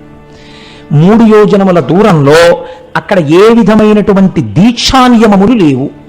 ఇది ఎంతవరకు నిరూపణమైందో తెలుసా అండి? భగవాన్ రమణులు ఒక తెల్లటి గోచి మాత్రమే పెట్టుకునేవారు. వారు గోచి పెట్టుకుని స్కందాశ్రమంలో ఉండగా ఒకానొకప్పుడు శృంగేరి పీఠం నుంచి కొంతమంది పండితులు వచ్చి అయ్యా మీరు ఆ వివాహం లేదు, మీకు సంసారం లేదు, మీరు సన్యాసి యొక్క జీవితాన్నే గడుపుతున్నారు, కాబట్టి మీరు కనీసంలో కనీసం పోనీ కాషాయాంబరములను ధరించకపోయినా పెట్టుకున్నటువంటి గోచి తెల్లది కాకుండా కాషాయం రంగు గోచి పెట్టుకుంటే బాగుంటుంది. అందుకే జ్ఞానముతో నిండినటువంటి వారు కాబట్టే సన్యాసి శరీరాన్ని విడిచిపెడితే ఇక దహనం చేయరు. అది జ్ఞానాగ్నితో కూడిన శరీరం కాబట్టి భూస్థాపితం చేస్తారు.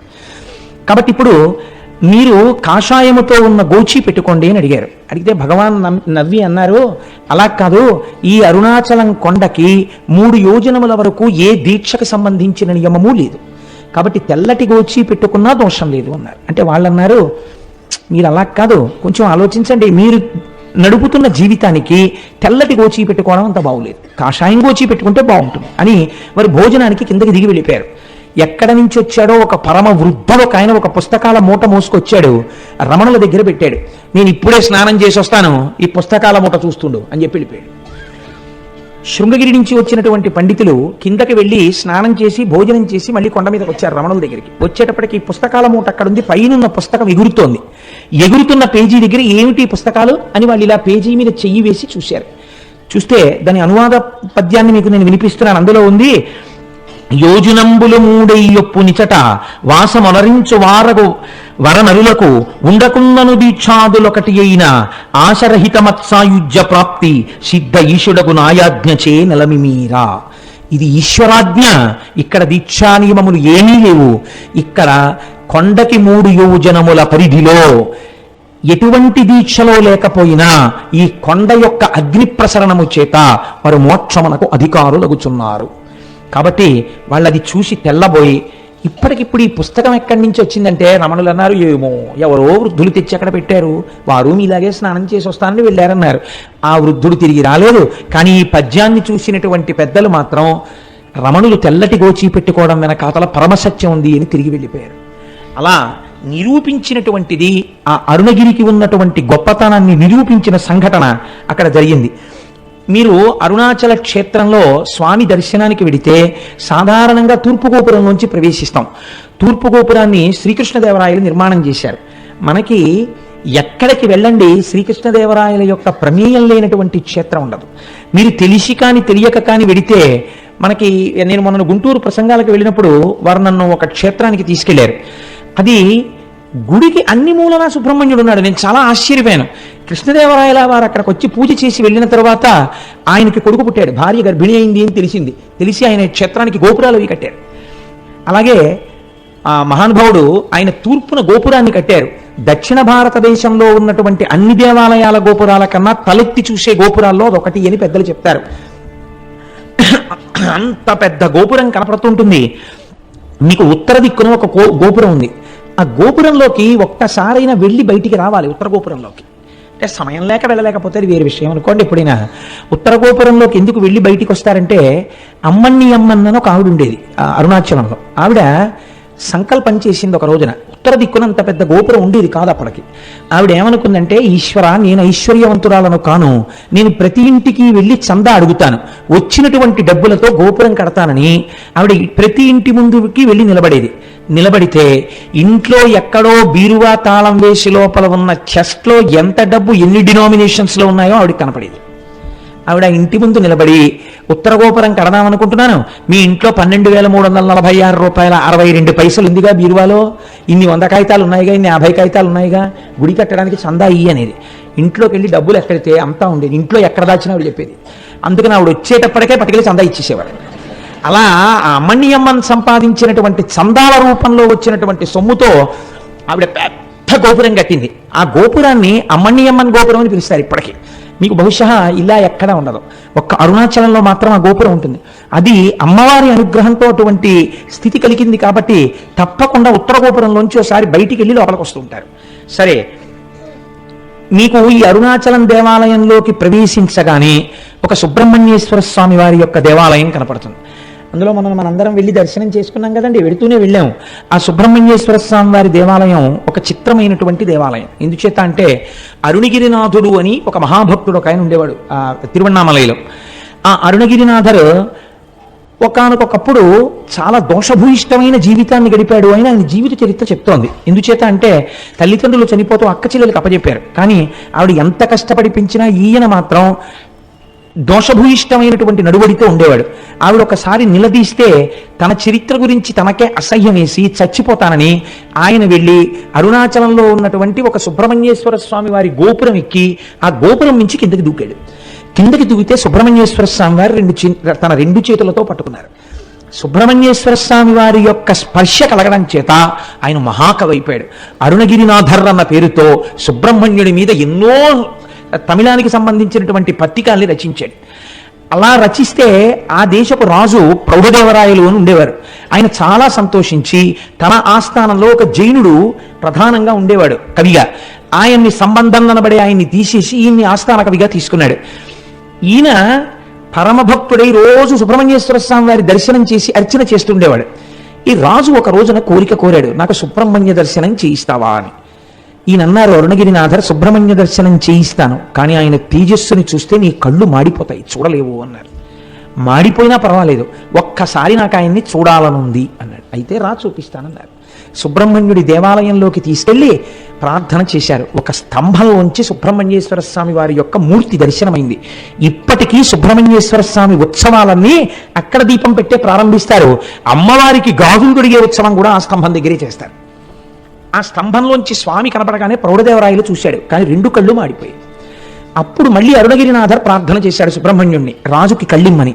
మళ్ళీ ప్రౌఢదేవరాయల వారికి కళ్ళు వచ్చాయి.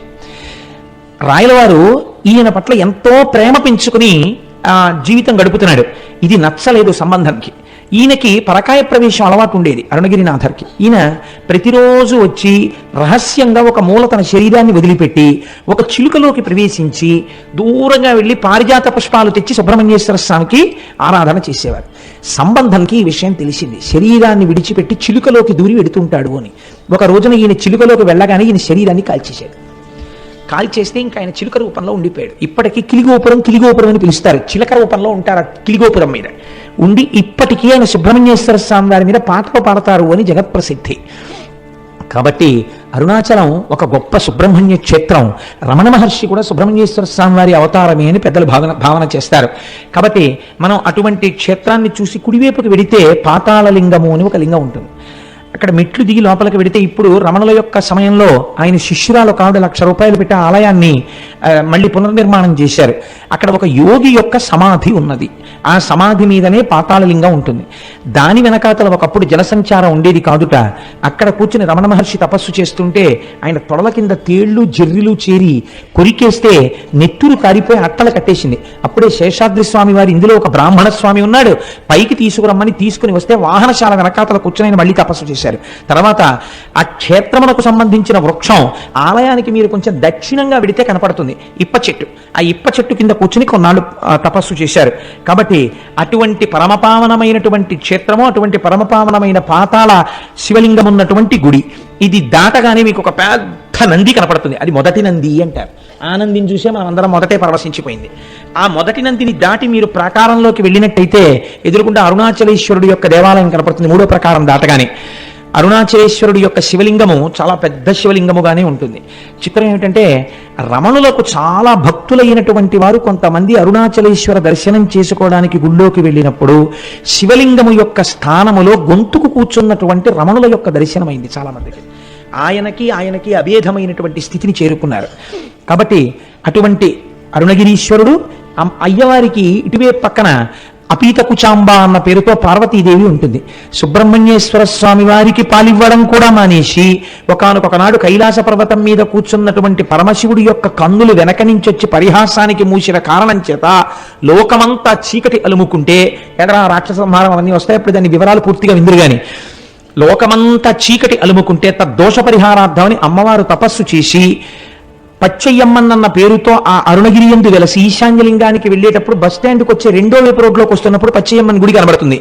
అక్కడ అమ్మవారు లక్ష్మీదేవితో, సరస్వతీదేవితో, ఇంద్రాణితో, ఇతరులతో కలిసి ప్రదక్షిణం చేస్తున్నప్పుడు పశ్చిమ దిక్కుకి వచ్చేసరికి పరమశివుడు తన వామార్ధ భాగములోనికి అమ్మవారిని, సుబ్రహ్మణ్యుడికి పాలివ్వడం కూడా మాని నా కోసమని వచ్చిన దానివి కాబట్టి నిన్ను అపితకుచాంబ అని పిలుస్తున్నాను అని ఆ పేరుతో అమ్మవారిని తన శరీరార్థ భాగమునందు స్వీకరించాడు. కాబట్టి అమ్మవారు ఆ పేరుతో అర్చన చేయబడుతుంటుంది. అక్కడ చిత్రం ఏమిటో తెలుసా అండి, కావ్యకంఠ గణపతి ముని ఉమాసహస్రం చెయ్యాలనుకున్నారు.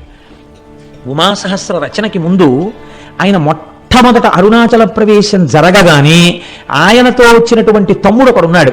వాడు అన్నయ్యని పట్టుకుని పీక్కు తినేశాడు. ఒరే అన్నయ్య ఆకలేసేస్తోంది, అన్నయ్య ఆకలేసేస్తోంది అని. ఆ రోజు ఏకాదశి తిథి. ఆయన అమ్మవారి గుడికి వెళ్ళారు. కావ్యకంఠ గణపతి ముని అపీత కుచాంబ అమ్మవారి మూర్తి ముందు నిలబడగానే అమ్మవారికి అలంకారం చేయబడినటువంటి పూలన్నీ జల జల జల జల కిందకి రాలిపోయాయి.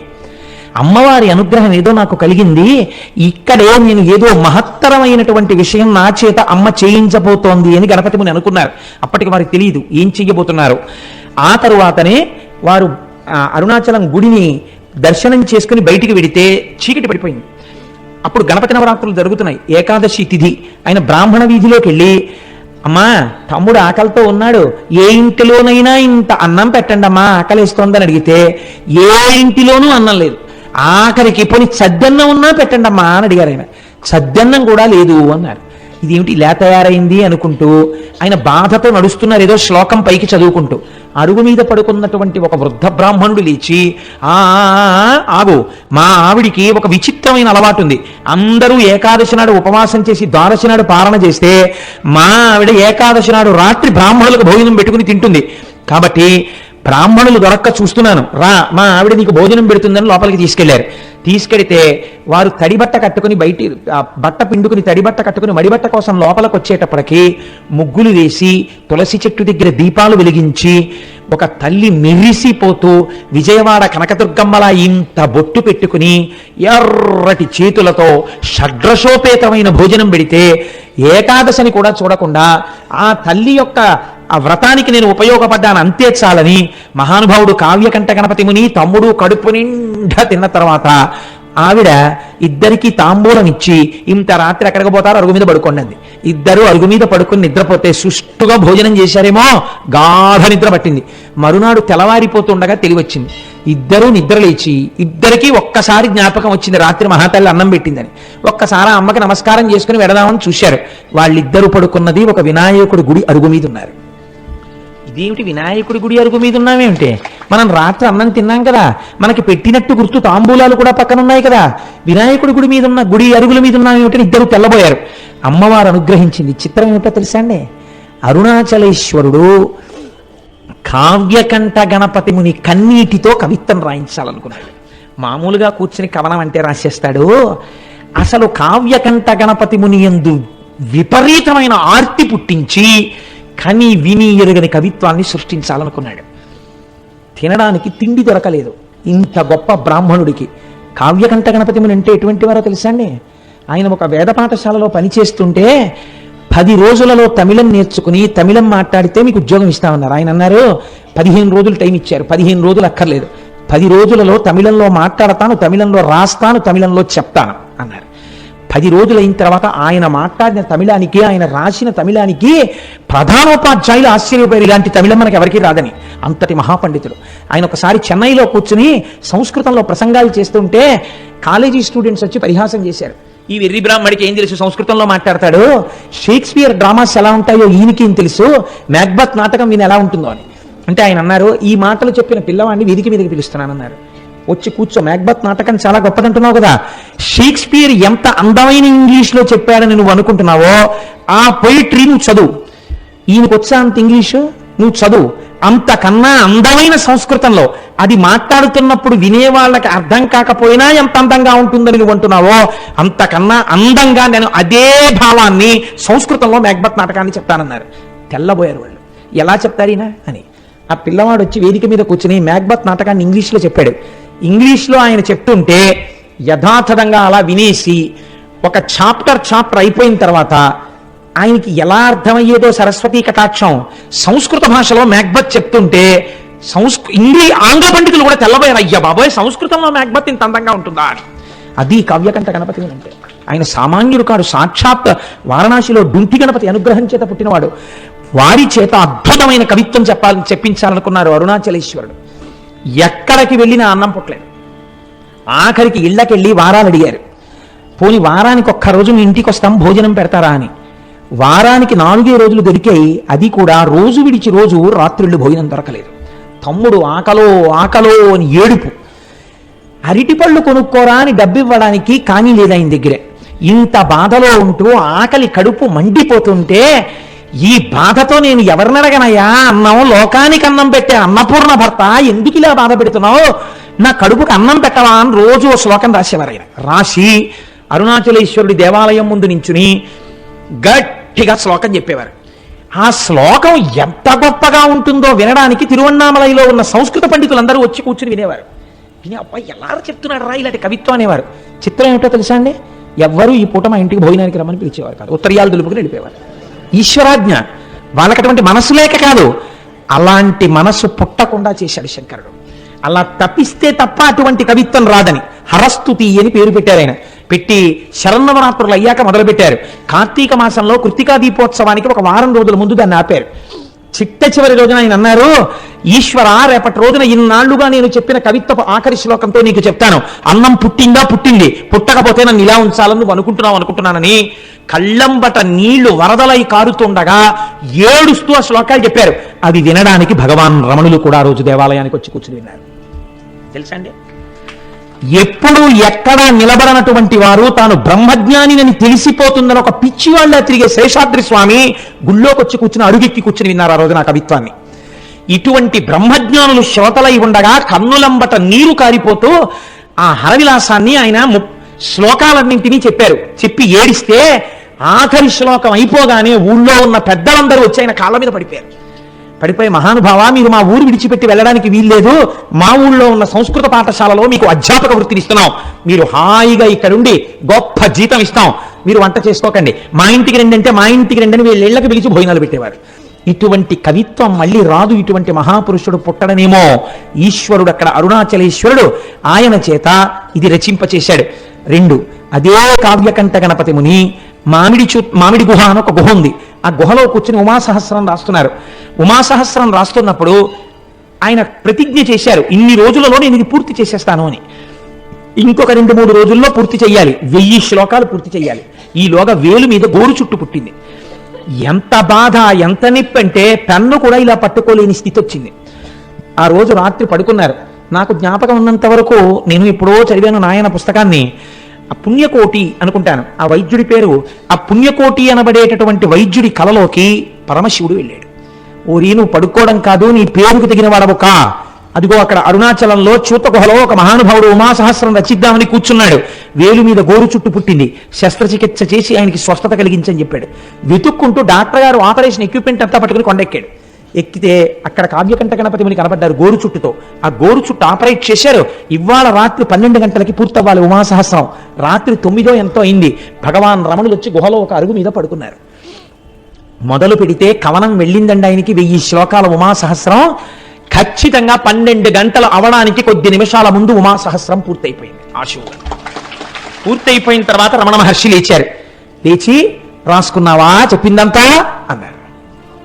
ఆయనే అరుణాచలేశ్వరుడై ఈయన చేత పలికించారు. మీరే పలికించారని గణపతి ముని నిర్ధారించారు. అటువంటి అద్భుతమైన సంఘటనలకు అలవాలము అరుణాచలము. మనం ఇవాళ చదువుకుంటున్నటువంటి వాటిల్లో చాలా భాగాలు అరుణాచలేశ్వరుడు, అపీత కుచాంబ వాళ్ళిద్దరి అనుగ్రహంగా వెలిగించబడ్డవే. ఆ సుబ్రహ్మణ్యేశ్వర స్వామి వారి యొక్క అనుగ్రహంగా వెలిగించబడ్డవే. ఇక్కడే ఒక చిత్రమైనటువంటి విషయాన్ని మీకు విజ్ఞాపన చేస్తాను నేను. వల్లాల గోపురము అని చెప్పి ఒక పెద్ద గోపురం, ఆ లోపలికి వెళుతున్నప్పుడు తూర్పు గోపురాన్ని దాటి వెళుతున్నప్పుడే ఈ కిలి గోపురం అందులోనే ఉంది అని ఈ చిలుక. ఆ రాజు ఈ వల్లాల రాజు గారికి మల్లమాదేవి, సల్లమాదేవి అని 2 భార్యలు. వీళ్ళ పేర్లు మారే. కొన్ని పుస్తకాల్లో ఈవిడ పేరుని ఇంకొక పేర్లు కూడా వాడారు. కానీ పేరుతో నిమిత్తం ఏముంది? మనకి కావలసినది విషయం యథార్థమైనది కావాలి. ఎక్కడ చెప్పిన వృత్తాంతం మాత్రం ఇదే చెప్పారు. ఈయనకి బిడ్డలు లేరు. బిడ్డలు కావాలని పరితపిస్తున్నాడు. అరుణాచలేశ్వరుణ్ణి సేవిస్తున్నాడు. అరుణాచలాన్ని తిరువన్నామలైన రాజధానిగా చేసుకుని పరిపాలన చేస్తున్నాడు. అటువంటి సమయంలో ఒక రోజు కైలాసం నుంచి పరమశివుడు తన ప్రమదగణాలన్నింటితో కలిసి వచ్చాడు. అందరూ జంగమ వేషాలు వేసుకున్నారు. జంగమలందరూ తిరువన్నామలైలో ఉన్నటువంటి కళావంతుల ప్రతి స్త్రీ ఇంటికి వెళ్ళిపోయారు. పరమశివుడుగా ఉన్న జంగమ వెళ్ళడానికి ఒక్క కళావంతుల ఇల్లు, ఒక్క నృత్య కళాకారుని ఉన్న ఇల్లు లేకుండా చేశాడు. రాజు దగ్గరికి వస్తే రాజు జంగమదేవరిని చూసి సంతోషపడిపోయి కాళ్ళ మీద పడ్డాడు. మహానుభావా, నీకేం కావాలన్నాడు. నాకొక్క కళావంతుల స్త్రీ కావాలి, నృత్యం చెయ్యాలన్నాడు. రాజు వెళ్ళి వెతికి తెమ్మన్నాడు. ఎవ్వరూ లేరు. ప్రమథగణాలు ఆ జంగమదేవర వేషంలో అప్పటికే ప్రతి ఇల్లు చేరిపోయారు. అయ్య బాబోయ్, వచ్చినవాడు జంగమదేవర శివస్వరూపుడు, నా మాట ఎలా నిలబడుతుందని బెంగెట్టుకున్నాడు. ఆయన 2వ భార్య సల్లమాదేవి అంది, మీరు బెంగపెట్టుకోకండి, మీ మాట నిజం చేస్తాను, నేనే వెళ్ళి ఆ జంగమ ముందు నాట్యం చేస్తానంది. రాజు వెళ్ళమన్నాడు. జంగమ నిద్రపోతున్నాడు. ఈవిడ వెళ్ళేటప్పటికి ఆవిడ, నేను నీ దగ్గర నాట్యం చెయ్యడానికి వచ్చాను అని తాకి లేపింది. ఇలా ముట్టుకోగానే ఒక పసిపిల్లవాడై ఆ తల్పం మీద ఏడ్చాడు శంకరుడు. ఆ పిల్లవాడిని చేతులతో పట్టుకుని, మనకి బిడ్డలు లేనటువంటి బాధని ఈశ్వరుడు తీర్చాడు, మహారాజా ఈ పిల్లవాడిని స్వీకరించండి అని చేతిలో పెట్టింది. చేతిలో ఆ పిల్లవాడిని ఇలా పట్టుకుంది. ఇలా పట్టుకునేటప్పటికి ఆ పిల్లవాడు అంతర్ధానం అయిపోయాడు. అంతర్ధానమై శంకరుడిగా ప్రత్యక్షమై, నాకు నా శరీరము పడిపోయిన తర్వాత తదనంతరము కర్మ చెయ్యడానికి కొడుకు లేడని బెంగ పెట్టుకుని నన్ను ఉపాసన చేశావు కనుక నీకు ప్రతి సంవత్సరం నీ శరీరము పడిపోయిన తరువాత నీకు తద్దినాన్ని నేనే పెడతాను అని ప్రతిజ్ఞ చేశాడు. మీకు చిత్రం ఏమిటో తెలుసా అండి? మాఘమాసంలోనే ఆయన తిథి వస్తుంది, వల్లాలరాజు గారి తిథి. వచ్చిన రోజు తెల్లవారుజామునే గుడి తలుపులు తెరిచి అర్చకులు వెళ్ళి చెప్తారు, ఇవాళ నీ తండ్రి గారైనటువంటి వల్లాలరాజు గారు శరీరాన్ని విడిచిపెట్టినటువంటి తిథి, ఆయన కుమారుడైన అరుణాచలేశ్వర నీవు ఇవాళ తద్దినం పెట్టాలి అని చెప్తారు. చెప్పి స్వామివారు అమ్మవారు పల్లకి ఎక్కి తద్దినం పెట్టడం కోసమని పల్లికొండ పట్టు అనబడేటటువంటి ఆయన శరీరం అంత్యేష్టి జరిగినటువంటి ప్రదేశానికి పల్లకి వెడుతుంది. వెళ్ళి పీటల మీద అరుణాచలేశ్వరుడు అపీత కుచాంబ కూర్చుని తద్దిన కార్యాన్నంతటినీ వీళ్లే పెడతారు. వీళ్లే పెట్టి స్నానం చేసి మళ్ళీ గుళ్ళోకి ప్రవేశించి వచ్చి కూర్చుంటాడు. ఇప్పటికిట 600 సంవత్సరాలైందిట. 600 సంవత్సరాలుగా వల్లాల మహారాజు గారికి తద్దినం అరుణాచలేశ్వరుడే పెడుతున్నాడు. ఎంతటి కారుణ్యమూర్తో చూడండి. ఎక్కడైనా విన్నామా మనం ఇటువంటి సంఘటన? ఇది అరుణాచలం అంటే. అరుణాచలం వెళ్ళి అడగని వాడిది పాపం తప్ప, అరుణాచలం వెళ్ళినటువంటి వాడికి, అరుణాచలం వెళ్ళి ప్రార్థించిన వాడికి ఇక్కడండి చాలా మంది సిద్ధ పురుషులు ఈ కొండల్లో తపస్సు చేస్తూ ఉంటారు. వాళ్ళు ఒక్కొక్కసారి రాత్రి వేళ కొండ దిగుతారు అన్నారు. నేను లోపల అనుకున్నాను, నిజంగా అలా సిద్ధ పురుషులు వస్తుంటారా అనుకున్నాను. ఒక ఆయన అప్పుడే అంత డొంకల్లోంచి వస్తున్నారు. వస్తుంటే ఈయన గభాలను ఆపి వస్తున్నారా అని ఆయనతో ఏదో మాట్లాడారు. నేను తెల్లబోయిన సన్నివేశం మీకు చెప్తున్నాను. గోళ్ళు ఇలా తిరిగిపోయి ఉన్నాయి. అంటే ఎన్నేళ్ల నుంచి జరుగుతోందో ఆ తపస్సు అయింది. ఆయన బహుశా మాకు దర్శనం ఇవ్వడానికే కిందకొచ్చి ఉండి ఉండవచ్చు. మీకు నేను ఒక పరమ సత్యాన్ని ఇవాళ చెప్తున్నాను, మీరు నన్ను నమ్మండి, నేను అబద్ధం చెప్పట్లేదు. ఆయన నన్ను అడిగారు, పక్కకి తీసుకెళ్లి గిరి ప్రదక్షిణం చేస్తుంటే మీకు రమణులు అంటే ఎందుకు ఇంత ఇష్టం అని అడిగారు. అడిగితే ఏదో పుస్తకాలు చదువుకున్న 4 మాటలు తప్ప నాకేం తెలుసు కనుక ఆ రమణులు అంతటి వారండి, రమణులు ఇంతటి వారండి, నేను చదువుకున్నవేవో చెప్పా. ఆయన అన్నారు, మీరు చెప్పినట్టు రమణుడు గొప్పవాడు కాడు, రమణుడు దొంగ, రమణుడు స్వార్థపరుడు. లేకపోతే రమణుడి కోసం కొన్ని వేల మంది వచ్చారు అరుణాచలం. ఎవరికి ఇచ్చాడు మోక్షం? వాళ్ళ అమ్మగారికి ఇచ్చాడు. వాళ్ళ అమ్మగారికి మోక్షం ఇవ్వడం గొప్ప, స్వార్థం కాదా అంటే నేనన్నాను, లేదండి ఆయనతో పాటే ఉన్న ఇంకొక ఆయనకు కూడా ఇవ్వబోయారు, ఆయన జీవుడేమో జారిపోయాడు, ఇవ్వలేకపోయారు అన్నాను. అంటే ఆయన అన్నారు, అది కాదు, రమణులు వాళ్ళ తల్లి గారికి మోక్షం ఇవ్వడాన్ని మీరు సమర్థించడానికి మీకు ఏమన్నా ఆధారం ఉందా అన్నారు. నా దగ్గర ఏమిట్రా ఇంత భక్తితో మనం వస్తే ఈయన ఇంత గడ్డు ప్రశ్న వేశాడు, ఈ కోణంలో నేను అసలు ఎప్పుడూ ఆలోచన చేయలేదు, ఏంటి ఇలా అడిగారు చిత్రంగాను అని నేను చాలా ప్రయత్నం చేద్దాం అనుకున్నాను. కానీ నాకే నచ్చలేదు ఎలా సమర్థించాలో. అలా కాసేపు నడిచాం, ఒక 10 నిమిషాలు మౌనంగా. ఆయన అన్నారు, చూశారా మీకు దొరకలేదు కారణం, అమ్మకి ఎందుకు మోక్షం ఇచ్చారో మీకు తెలియలేదే అన్నారు. అంటే ఏవో మీరు చెప్తున్న కోణంలో మాత్రం నాకు తగిన సమాధానం దొరకట్లేదు అన్నాను.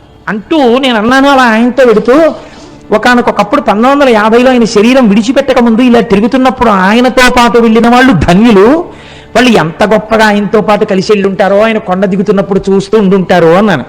అలా నీకు చూడాలనుందా అన్నారు ఆయన. ఇది రెండో ప్రశ్న. అంటే నాకు ఈ ప్రశ్నకి కించిత కోపం వచ్చింది. నేను అన్నాను, అలా చూడాలంటే జరుగుతుందా అండి, ఇప్పుడు కనపడతారా రమణులు, ఆ ప్రశ్న ఏమిటి అన్నాను. ఆయన నవ్వారు. అంతే, మా మధ్య అంతే సంభాషణ జరిగింది. మేము వెళ్ళిపోయి మర్నాడు నేను వచ్చేస్తున్నాను రమణాశ్రమం నుంచి, బయలుదేరిపోతున్నాను, చెన్నై వెళ్ళిపోవాలి, బస్సులకి హడావిడిలో ఉన్నాం. ఆయన మళ్ళీ ఠంగులు కనపడ్డారు. కనపడి ఓ చేతి సంచి ఒకటి ఇస్తుంటారు రమణాశ్రమంలో పుస్తకాలు కొనుక్కున్నప్పుడు. ఆయన ప్రత్యేకం ఓ పుస్తకం, ఒక క్యాసెట్ తెచ్చి, ఇవి నేను మీకు బహూకరిస్తున్నాను కోటేశ్వరారు అని ఇచ్చారు. ఎంత ప్రేమమూర్తో. నేను ఆ తర్వాత వారిని చూడలేదు, రమణాశ్రమానికి వెళ్ళిన ఆయన పేరు అవి ఇచ్చారు కూడా, కానీ మాకు కనపడలేదు. ఆ తర్వాత ఇన్ని మార్లు వెళ్ళాను, నాకు వారు కనపడలేదు. నేను ఇంటికి వచ్చి యథాలాపంగా పెట్లోంచి పుస్తకాలన్నీ కొనుక్కున్నవి తీసి అక్కడ పెట్టేసి వెళ్ళిపోబోతూ ఇలా గాలికి ఎగురుతుంటే ఒక పేజీ, ఆ పేజీ మీద చెయ్యేసి ఇలా చూశాను, రమణులు తల్లికే మోక్షం ఎందుకు ఇయ్యవలెను అని ఉంది దాని మీద. నేను తెల్లబోయి, ఇదే కదా మన నేను అడిగారు అని చెప్పి నేను అది చదివాను. చదివితే రమణుల యొక్క తల్లి వృద్ధాప్యంలో ఆవిడ యొక్క కుమార్తె, అమ్మా నాతో చెన్నై వచ్చేయమ్మా, వీడి దగ్గర ఉంటే ఏం చూస్తాడు, నువ్వు నాతో వచ్చేస్తే ఇంకెంతో కాలం ఉండవు కదా, జాగ్రత్తగా చూస్తావంటే అమ్మగారు అన్నారు, మీతో వస్తే ఏం చేస్తారు, ఓ పరుపు మీద పడుకోబెడతారు, జాగ్రత్తగా చూస్తారు. నా ప్రాణోత్క్రమణం అయితే ఏం చేస్తారు, కొన్ని కోట్ల జన్మల నుంచి ఏం చేశారో అదే చేస్తారు. మీరు నన్ను తీసుకెళ్లి దహిస్తారు. వీడి దగ్గర ఉంటే ఏమవుతుంది, పోయే ప్రాణం ఎలాగో పోతుంది. వీడు జనన మరణములకు అతీతుడు, నా కొడుకు, వాడు జ్ఞాని. కాబట్టి వాడు నేను చచ్చిపోయిన తర్వాత నా శరీరాన్ని తన 2 చేతులతో పైకెత్తుతాడు. మీ దగ్గర ఉంటే వాడు ఎత్తాడు, వాడు రాడు తిరువన్నామలై వదిలి, వాడు పైకెత్తి వాడు కాల్చడు. ఈ శరీరాన్ని పట్టుకెళ్ళి పక్షులు తింటాయని రక్కసిముళ్ళని ఇంతంతుంటాయి అరుణాచలం కొండ మీద, రక్కసిముళ్ళ పొదలలోకి విసిరేస్తాడు. వాడి చేతులతో పట్టి పైకెత్తాడు కాబట్టి నాకు మళ్ళీ ఇంకొకసారి పడిపోవలసిన అవసరం లేని స్థితిని కలుగుతుంది, కాబట్టి వీడి దగ్గర పోతానన్నారు. ఈ మాట తల్లి అన్నందుకు కొన్ని కోట్ల జన్మలు అనుభవించవలసిన పాపపుణ్యములను ఆఖరి రోజున తీసేసి మోక్షం ఇచ్చేశారు. ఇందుకు ఇచ్చారు మోక్షం తప్ప స్వార్థంతో ఇయ్యలేదు అని రాసుంది. అమ్మ బాబోయ్, ఆనాడు అడిగిన ప్రశ్నకి ఆయన ఇచ్చిన పుస్తకంలో ఎగిరిన పేజీలో జవాబుంది అని నేను తెల్లబోయాను. నిజంగా క్యాసెట్ పెట్టాను. ఆ క్యాసెట్ ఏమిటో తెలుసా అండి? రమణులు కొండ మించి దిగుతున్నట్టు, ఎక్కడో ఒక అరుగు మీద కూర్చుంటున్నట్టు, అందరితో మాట్లాడుతున్నట్టు, బాగా వృద్ధులైపోయిన తర్వాత ఇలా చేతులు వేసి వెడుతున్నట్టు, ఆఖరణ వారి శరీరం విడిచిపెట్టేసినప్పుడు అందరూ ఒక్కసారి లేచి నిలబడినట్టు ఉన్న క్యాసెట్. చిత్రం ఏంటంటే, నా స్నేహితుడు ఒకడు ఉన్నాడు, అతను ఎప్పుడు వెడతాడు అరుణాచలం. అతని దగ్గర కూడా నేను ఆ క్యాసెట్ ఆ రోజుల్లో నాకు ఎలా వచ్చిందో నాకే తెలియదు. నేను ఆ రోజుల్లో ఆ క్యాసెట్ని, అది నా దగ్గర లేదు అని అతను నాకు చెప్తే నేను తెల్లబోయి, ఇది నాకు బహుశः భగవానులే అనుగ్రహించుంటారు, ఇది స్వార్థంతో నేను ఒక్కరిని అనుభవించకూడదని మా ఇంట్లో కలర్ టీవీ పెట్టి రమణుల జన్మదినోత్సవం నాడు ఎందరినో పిలిచి బ్యాచ్లుగా చూపిస్తే ఒక మహాతల్లి నాకు సలహా ఇచ్చారు, ఇలా మీ ఇంట్లో ఎన్ని బ్యాచ్లకి పెడతారండి, చిన్న అపార్ట్మెంట్లో శివాలయానికి తీసుకొచ్చి క్యాసెట్ వేయండి అన్నారు. అంటే టీవీ అప్పట్లో ఇవే డివిడీలో వీసీఆర్ పట్టుకుని వెళ్ళి వెంకటనగర్ శివాలయంలో ఆ క్యాసెట్ ని నేను ప్లే చేసి కొన్ని వందల మంది చూసి సంతోషించారు. బహుశా మీరు చూశారేమోనమ్మా. అన్నీ అరుణాచల అనుబంధంలో రమణులే అనుగ్రహించారు కనుక ఆ అరుణాచలం అంత గొప్ప అరుణాచలం. కాబట్టి చూడండి, నేను మీకు ఎందుకు విజ్ఞాపన చేశాను అంటే, ఆ కొండ సామాన్యమైన కొండ కాదు. శివుడు అక్కడ స్థూల రూపంలో ఉన్నాడు, కొండగా ఉన్నాడు. అరుణాచలేశ్వరుడి దేవాలయమునందు శివలింగముగా ఉన్నాడు. అదే అరుణాచలం కొండ మీద దక్షిణామూర్తిగా ఇప్పటికీ ఉన్నాడు అని అంటారు. ఎందుచేతనంటే, రమణ మహర్షి యొక్క శిష్యులు కొంతమంది అరుణాచలం కొండ శిఖరాల మీద కూర్చుని ఉండగా వారికి పాదుకలతో నడిచి వెళ్ళిపోతున్నటువంటి చప్పుళ్ళు వినపడ్డాయి. నేను సరిగ్గా చెప్పి ఉంటే పేరు, నాకు ఆ పేర్లు సరిగ్గా జ్ఞాపకం ఉండవు. చాడ్విక్ అనుకుంటాను, రమణుల శిష్యుల్లో ఒక ఆవిడ. ఆ చాడ్విక్ అన్న ఆవిడ ఒకసారి అరుణాచల శిఖరం మీద కూర్చుని ఒక ప్రదోష వేళలో ఆవిడ ఏదో సంగీతంలో ఉండేటటువంటి రాగముల గురించి ఆలోచన చేస్తూ పాడుకుంటున్నారు. అపురూపమైనటువంటి రాగాలు కొన్ని ఆ అరుణాచలం కొండల్లోంచి వినపడ్డాయి. ప్రదోష వేళలో పరమశివుడు దక్షిణామూర్తిగా కూర్చుని ఉంటే ఇప్పటికీ అనేక మంది దేవకాంతలు ఆయన ముందు నాట్యం చేస్తూ గంధర్వగానం చేస్తారని ఆవిడ దాన్ని రికార్డ్ చేశారు. రికార్డింగ్ అవుతుందేమో చూద్దామని రికార్డ్ చేసి రమణుల దగ్గరికి తీసుకొచ్చి ఆన్ చేస్తే ఆ సంగీతం రికార్డ్ అయి వినపడింది. అరుణాచలం అంత పరమపావనమైన క్షేత్రం. ఇప్పటికీ దక్షిణామూర్తిగా పరమశివుడు దాని యందు కూర్చుని ఉన్నాడు అని పెద్దలు విశ్వసిస్తారు. అటువంటి అరుణాచలంలో ఒక మహానుభావుడు, కాళ్ళు ఉండేవి కావు ఆయనకి, ఆయన అరుణగిరికి ప్రదక్షిణం చేద్దామని కేవలం పిరుగుల మీద డేగుతూ వెడుతుంటే చచ్చు పడిపోయినటువంటి కాళ్ళు తిరిగి సత్తువని పొంది ఆయనకి కాళ్ళు వచ్చాయి. అరుణాచల ప్రదక్షిణం, అరుణగిరి ప్రదక్షిణం అంత గొప్పది. అలాగే ఒకానొకప్పుడు ఒక సంపన్నురాలు తిరువణ్ణామలై రైల్వే స్టేషన్లో దిగి ఒక పెళ్లికి వెళ్ళడం కోసమని తిరువణ్ణామలై వచ్చి ఒక జట్కా మాట్లాడుకుని వెడుతుంటే ఆ జట్కా వాడు ఆ కొండలలోకి అరణ్యంలోకి తీసుకుపోతున్నాడు. ఆవిడ, ఇదేమిటి ఇలా తీసుకెడుతున్నావు అంటే, నోరు విప్పితే చంపేస్తానన్నాడు. భగవానుడు ఇక్కడే కొండ రూపంలో ఉన్నాడు, నన్ను రక్షిస్తాడని ఆవిడ జట్కాలో కూర్చుని అరుణాచల శివ అరుణాచల శివ అరుణాచల శివ అని 3 మాటలు అన్నారు. అనేసరికి పెద్ద పెద్ద టార్చ్ లైట్లు వేసుకుని ఒక పోలీస్ టీం ఒకటి అక్కడికి వచ్చింది. వచ్చి వెంటనే ఈ దొంగని పట్టుకుని దేహశుద్ధి చేసి ఆవిడ్ని కారు ఎక్కించుకుని పెళ్లి జరగవలసిన కళ్యాణ మంటపం దగ్గరికి తీసుకెళ్లి ఆవిడ్ని విడిచిపెట్టారు. ఆవిడ మహాసంపన్నురాలు, చదువుకున్నది. నన్ను ఇంత రక్షించారు కనుక మీ నెంబర్స్ ఇవ్వండి, మీ బ్యాడ్జ్ నెంబర్స్, రేపు మీ పోలీస్ స్టేషన్లో నేను కొంత అమౌంట్ ఇచ్చి మీకు క్యాష్ అవార్డు ఇమ్మని వచ్చి నేను మీకు బహూకరిస్తానని చెప్పి ఆవిడ నెంబర్స్ తీసుకున్న రాత్రి పెళ్లికి అటెండ్ అయ్యి మర్నాడు తన బంధువులతో కలిసి పోలీస్ స్టేషన్కి వెళ్ళి, నిన్న రాత్రి నన్ను కొంతమంది పోలీసులు రక్షించారు, వాళ్ళ నెంబర్లు ఇవి, వాళ్ళకి క్యాష్ అవార్డు ఇవ్వండి అని చెప్పి ఆవిడ ఇస్తే, తమిళనాడు పోలీసు సర్వీస్లో ఈ నెంబర్లు ఉన్న పోలీసులు లేరమ్మా, ఈ నెంబర్లు లేవని చెప్పి పరమశివుడే ఆ రూపంతో వచ్చి ఆవిడ్ని రక్షించాడు ఆ రోజున. అలాగే ఎంతమందికో మహానుభావుడు ఒకానొక సమయంలో ఒక ఆంగ్లేయుడు, ఆయన బూటు లేకపోతే అడుగు తీసి అడుగు వెళ్ళలేడు. అటువంటి వాడు బూట్లతో ప్రదక్షిణం చేద్దామని వెడుతుంటే బూటు చిరిగిపోయింది. కటిక చీకటి, బూటు కుట్టేవాడు లేడు. కుట్టేవాడు లేక నేను ఎలా రక్షింపబడతానని భగవాన్ రమణులు చెప్తుంటారు. అరుణాచల ఈశ్వరుడే కాపాడుతుంటాడని అరుణాచల శివ అరుణాచల శివ అరుణాచల శివ అంటూ నించున్నారు. ఎక్కడి నుంచి వచ్చాడో అంతలో చెప్పులు కుట్టేవాడు వచ్చి, అయ్యా మీ బూటు కుట్టనండి అని కుట్టేసి ఆయన అలా ఉండిపోయాడు. అంతే, ఆ అరణ్యంలోంచి అరుణాచలంలోకి వెళ్ళిపోయాడు. ఆయన బూట్లు కుట్టి వెళ్ళాడు, ఆ బూట్లతో ఆయన గిరి ప్రదక్షిణం చేశాడు. ఇలా ఎంతమందో ఎన్ని రకాలుగానో ఆ అరుణాచల గిరి ప్రదక్షిణంలో అనుభూతులను పొందారు. నేనైతే మీకు ఒకటి మనవి చేస్తాను. ఇప్పటికీ అరుణాచలంలో మనకు ఒక ఆశ్చర్యమైన సంఘటన కనపడుతుంది. మీకు ఏ దేవాలయంలో ఎవ్వరూ కూడా 5 పైసలు ఇయ్యండి అని అడగరు. నాకు ఇప్పటికీ చాలా ఆశ్చర్యంగా ఉంటుంది.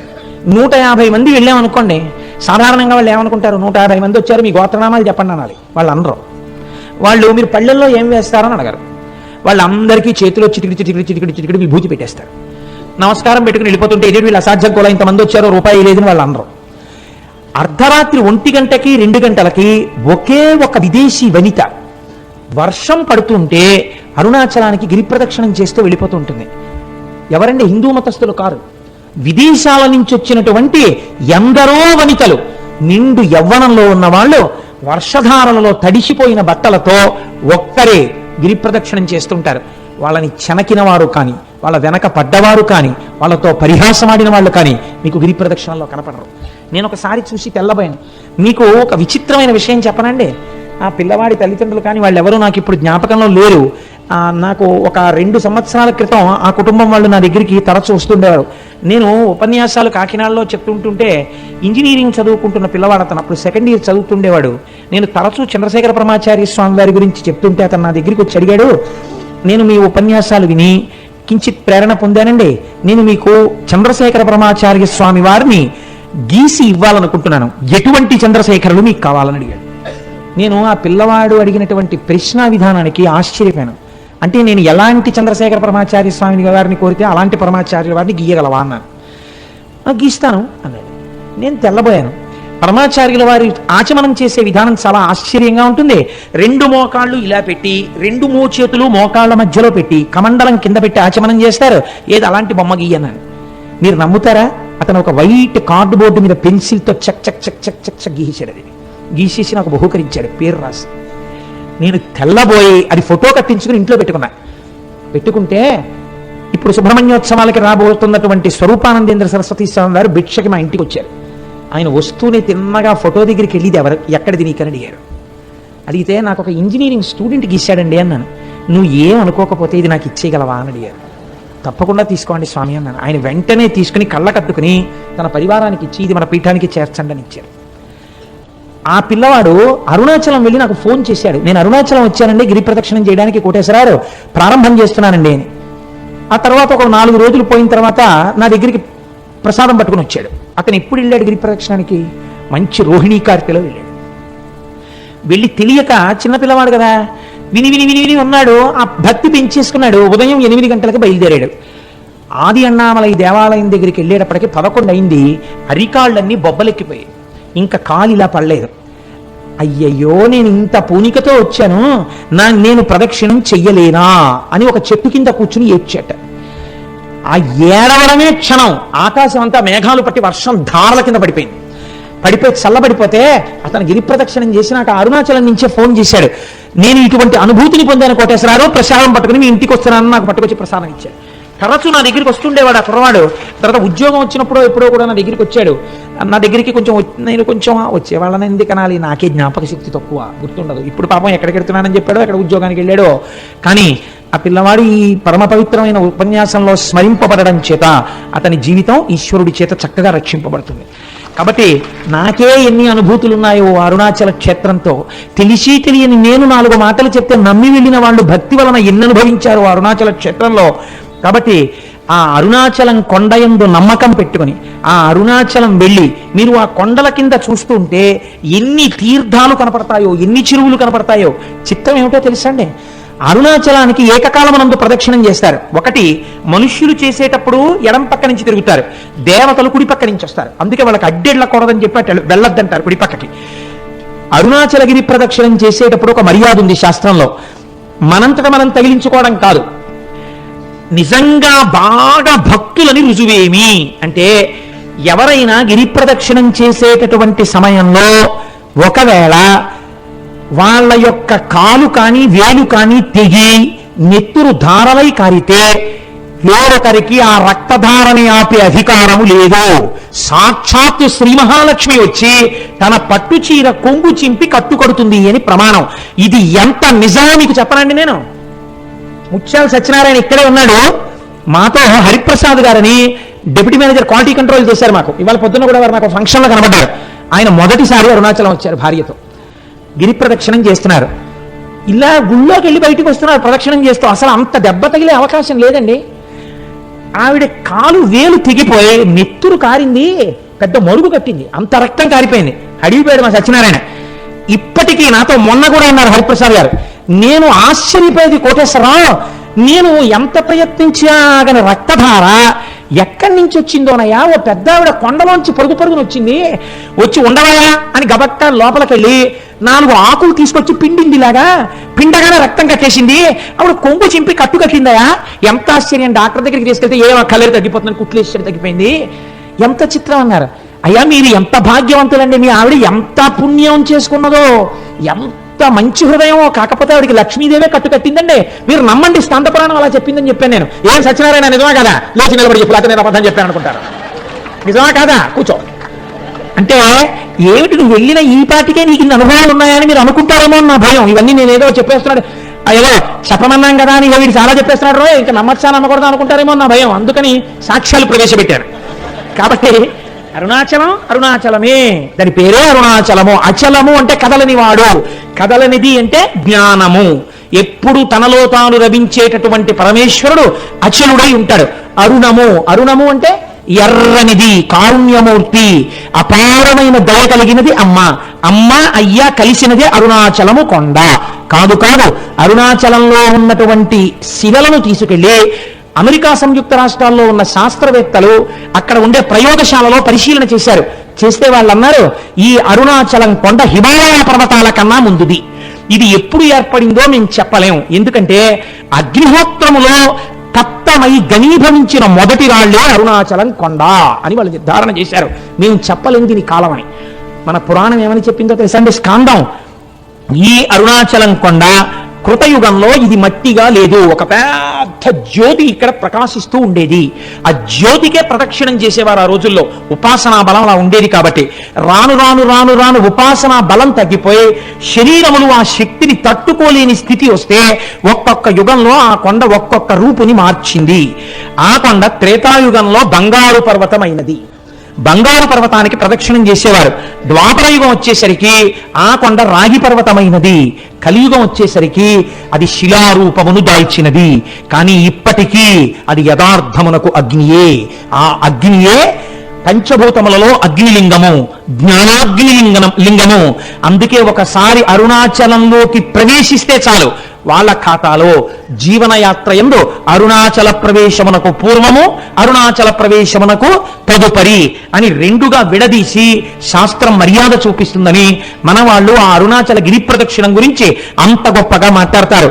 అటువంటి రమణాశ్రమానికి మీరు వెడితే నేను ఒక్క మాట చెప్పకపోతే నేను పొరపాటు చేసిన వాడిని అవుతాను. ఇవాల్టి రోజున మన మత వైభవం ఏమిటో మనకి తెలియదు, మన సనాతన ధర్మము యొక్క గొప్పతనం ఏమిటో మనకి తెలియదు. మన సనాతన ధర్మము గురించి మనం వెలితి మాటలు మాట్లాడతాం, ఏకి మాటలు మాట్లాడతాం.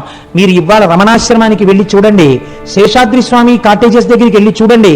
ముందున వచ్చిన వాళ్ళు చూశారు, ఎంత మంది విదేశీయులో కోట్లు వేసుకుని టైలు కట్టుకుని అరుణాచలం వచ్చిన వాళ్ళు ఆ ప్రాంతాన్ని చూసి పొంగిపోయి ఖద్దరు బట్టలు వేసుకుని, ఖద్దరు పంచెలు కట్టుకుని, ఖద్దరు చొక్కాలు వేసుకుని వాళ్ళు అరుణాచలంలో భోజనాలు అయిపోయిన తర్వాత రమణాశ్రమంలో విస్తళ్ళు కూడా ఎత్తుతుంటారు. వాళ్ళు ఇంతంత విభూతి రేఖలు ఎట్టుకుని, ఇంతంత బొట్లు పెట్టుకుని, విదేశీ వనితలు చీరలు కట్టుకుని ఉంటారు. కట్టుకుని వాళ్ళు అక్కడ కూర్చుని సంస్కృతంలో ఉన్నటువంటి శ్లోకాలను ఇంగ్లీష్లో రాసుకుని, అందరి దగ్గర తెలుసుకుని, ఉచ్చారణ నేర్చుకుని చక్కగా వాళ్ళు నిజంగా శ్లోకాలు చదువుతుంటే అసలు ఏమి సాధనరా అనిపిస్తుంది. మీకు నేను ఒక సంఘటన చెప్తాను. నేను ఒకసారి అరుణాచలం వెళ్ళినప్పుడు బాగా తెల్లవారుజామున కొండల మీద కెడితే బాగా తపస్సులో కొన్ని సంవత్సరాల నుంచి ఉన్నటువంటి వాళ్ళ గుహల దగ్గర పాలు పిట్టొచ్చే వాళ్ళు కనపడతారు అని చెప్పారు. అప్పట్లో నేను మా పినమామ గారితో ఎక్కువ వెడుతుండేవాడిని. ఆయన్ని తీసుకుని కొండ మీదకి వెళ్ళాను. అయితే ఇంకా చీకటి విడవలేదు. అప్పటికే ఒక ఫారినరు, ఒక ఫారిన్ లేడీ, దేవర్ యంగ్ కపుల్, వాళ్ళిద్దరు దిగొస్తుంటే మా పినమామ గారికి గబగబా వెళ్ళి, కొంచెం దూకుడు మనస్తత్వం ఉన్నవారు, సంతోషం ఎక్కువ ఉన్నవారు, వాళ్ళ దగ్గరికి వెళ్ళి వాళ్ళని సంతోషంగా మీరు ఎక్కడికి వెళ్ళి వస్తున్నారు అని అడిగారు. అడిగితే ఆవిడంది, ఇక్కడ నేను బాగా దూరంగా కనపడేటటువంటి ఆ గుహలో ఒక యోగి తపస్సు చేస్తున్నాడు, కేవలముగా అస్థిపంజరం ఎలా ఉంటుందో అంత శుష్కించిపోయాడు. కన్నంలోంచి మాత్రమే చూడమని పాలాయన చెప్పాడు నాకు. నేను కన్నంలోంచి చూశాను, కానీ నాకు ఆయన శరీరంలోంచి కొన్ని వేల వోల్ట్ల బల్బు వెలుగుతున్నట్లు కాంతితో నాకు దర్శనమైంది. ఇతను అక్కడ పాల కుండ ఒకటి పెట్టి వస్తుంటాడు ఒక పిడతతోటి. మరునాడు వెళ్ళేటప్పటికి తాగి ఖాళీ పిడత ఉంటుంది, తాగకపోతే ఇంకొక పాల పిడత పెట్టి వచ్చేస్తుంటాడు. అటువంటి తపశ్శక్తితో ఉన్న మహాపురుషుణ్ణి చూశాను అంది ఆవిడ. అంటే మా పినమామ గారు ఆవిడికి వెరీ గ్లాడ్ మా దేశం వచ్చి మీరు ఇటువంటి చూశారు అని ఇలా షేక్ హ్యాండ్ ఇచ్చారు. అంటే ఆవిడ షేక్ హ్యాండ్ ఇవ్వకుండా ఇలా నమస్కారం చేసింది. You are really great that you have born in a country like India. You are saying that you are staying in Kakinada.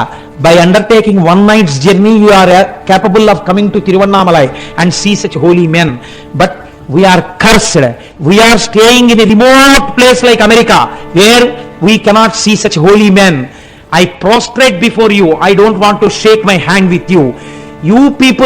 You people belonging to Sanatana Dharma, you people belonging to Hindu religion are really great by virtue of your birth itself. We prostrate before you. అన్న దంపతులు ఇద్దరు సాష్టాంగ నమస్కారం చేశారు. కేవలం సనాతన ధర్మంలో మనం పుట్టలేకపోయామని ఏడ్చి వాళ్ళు సాష్టాంగ నమస్కారం చేశారు.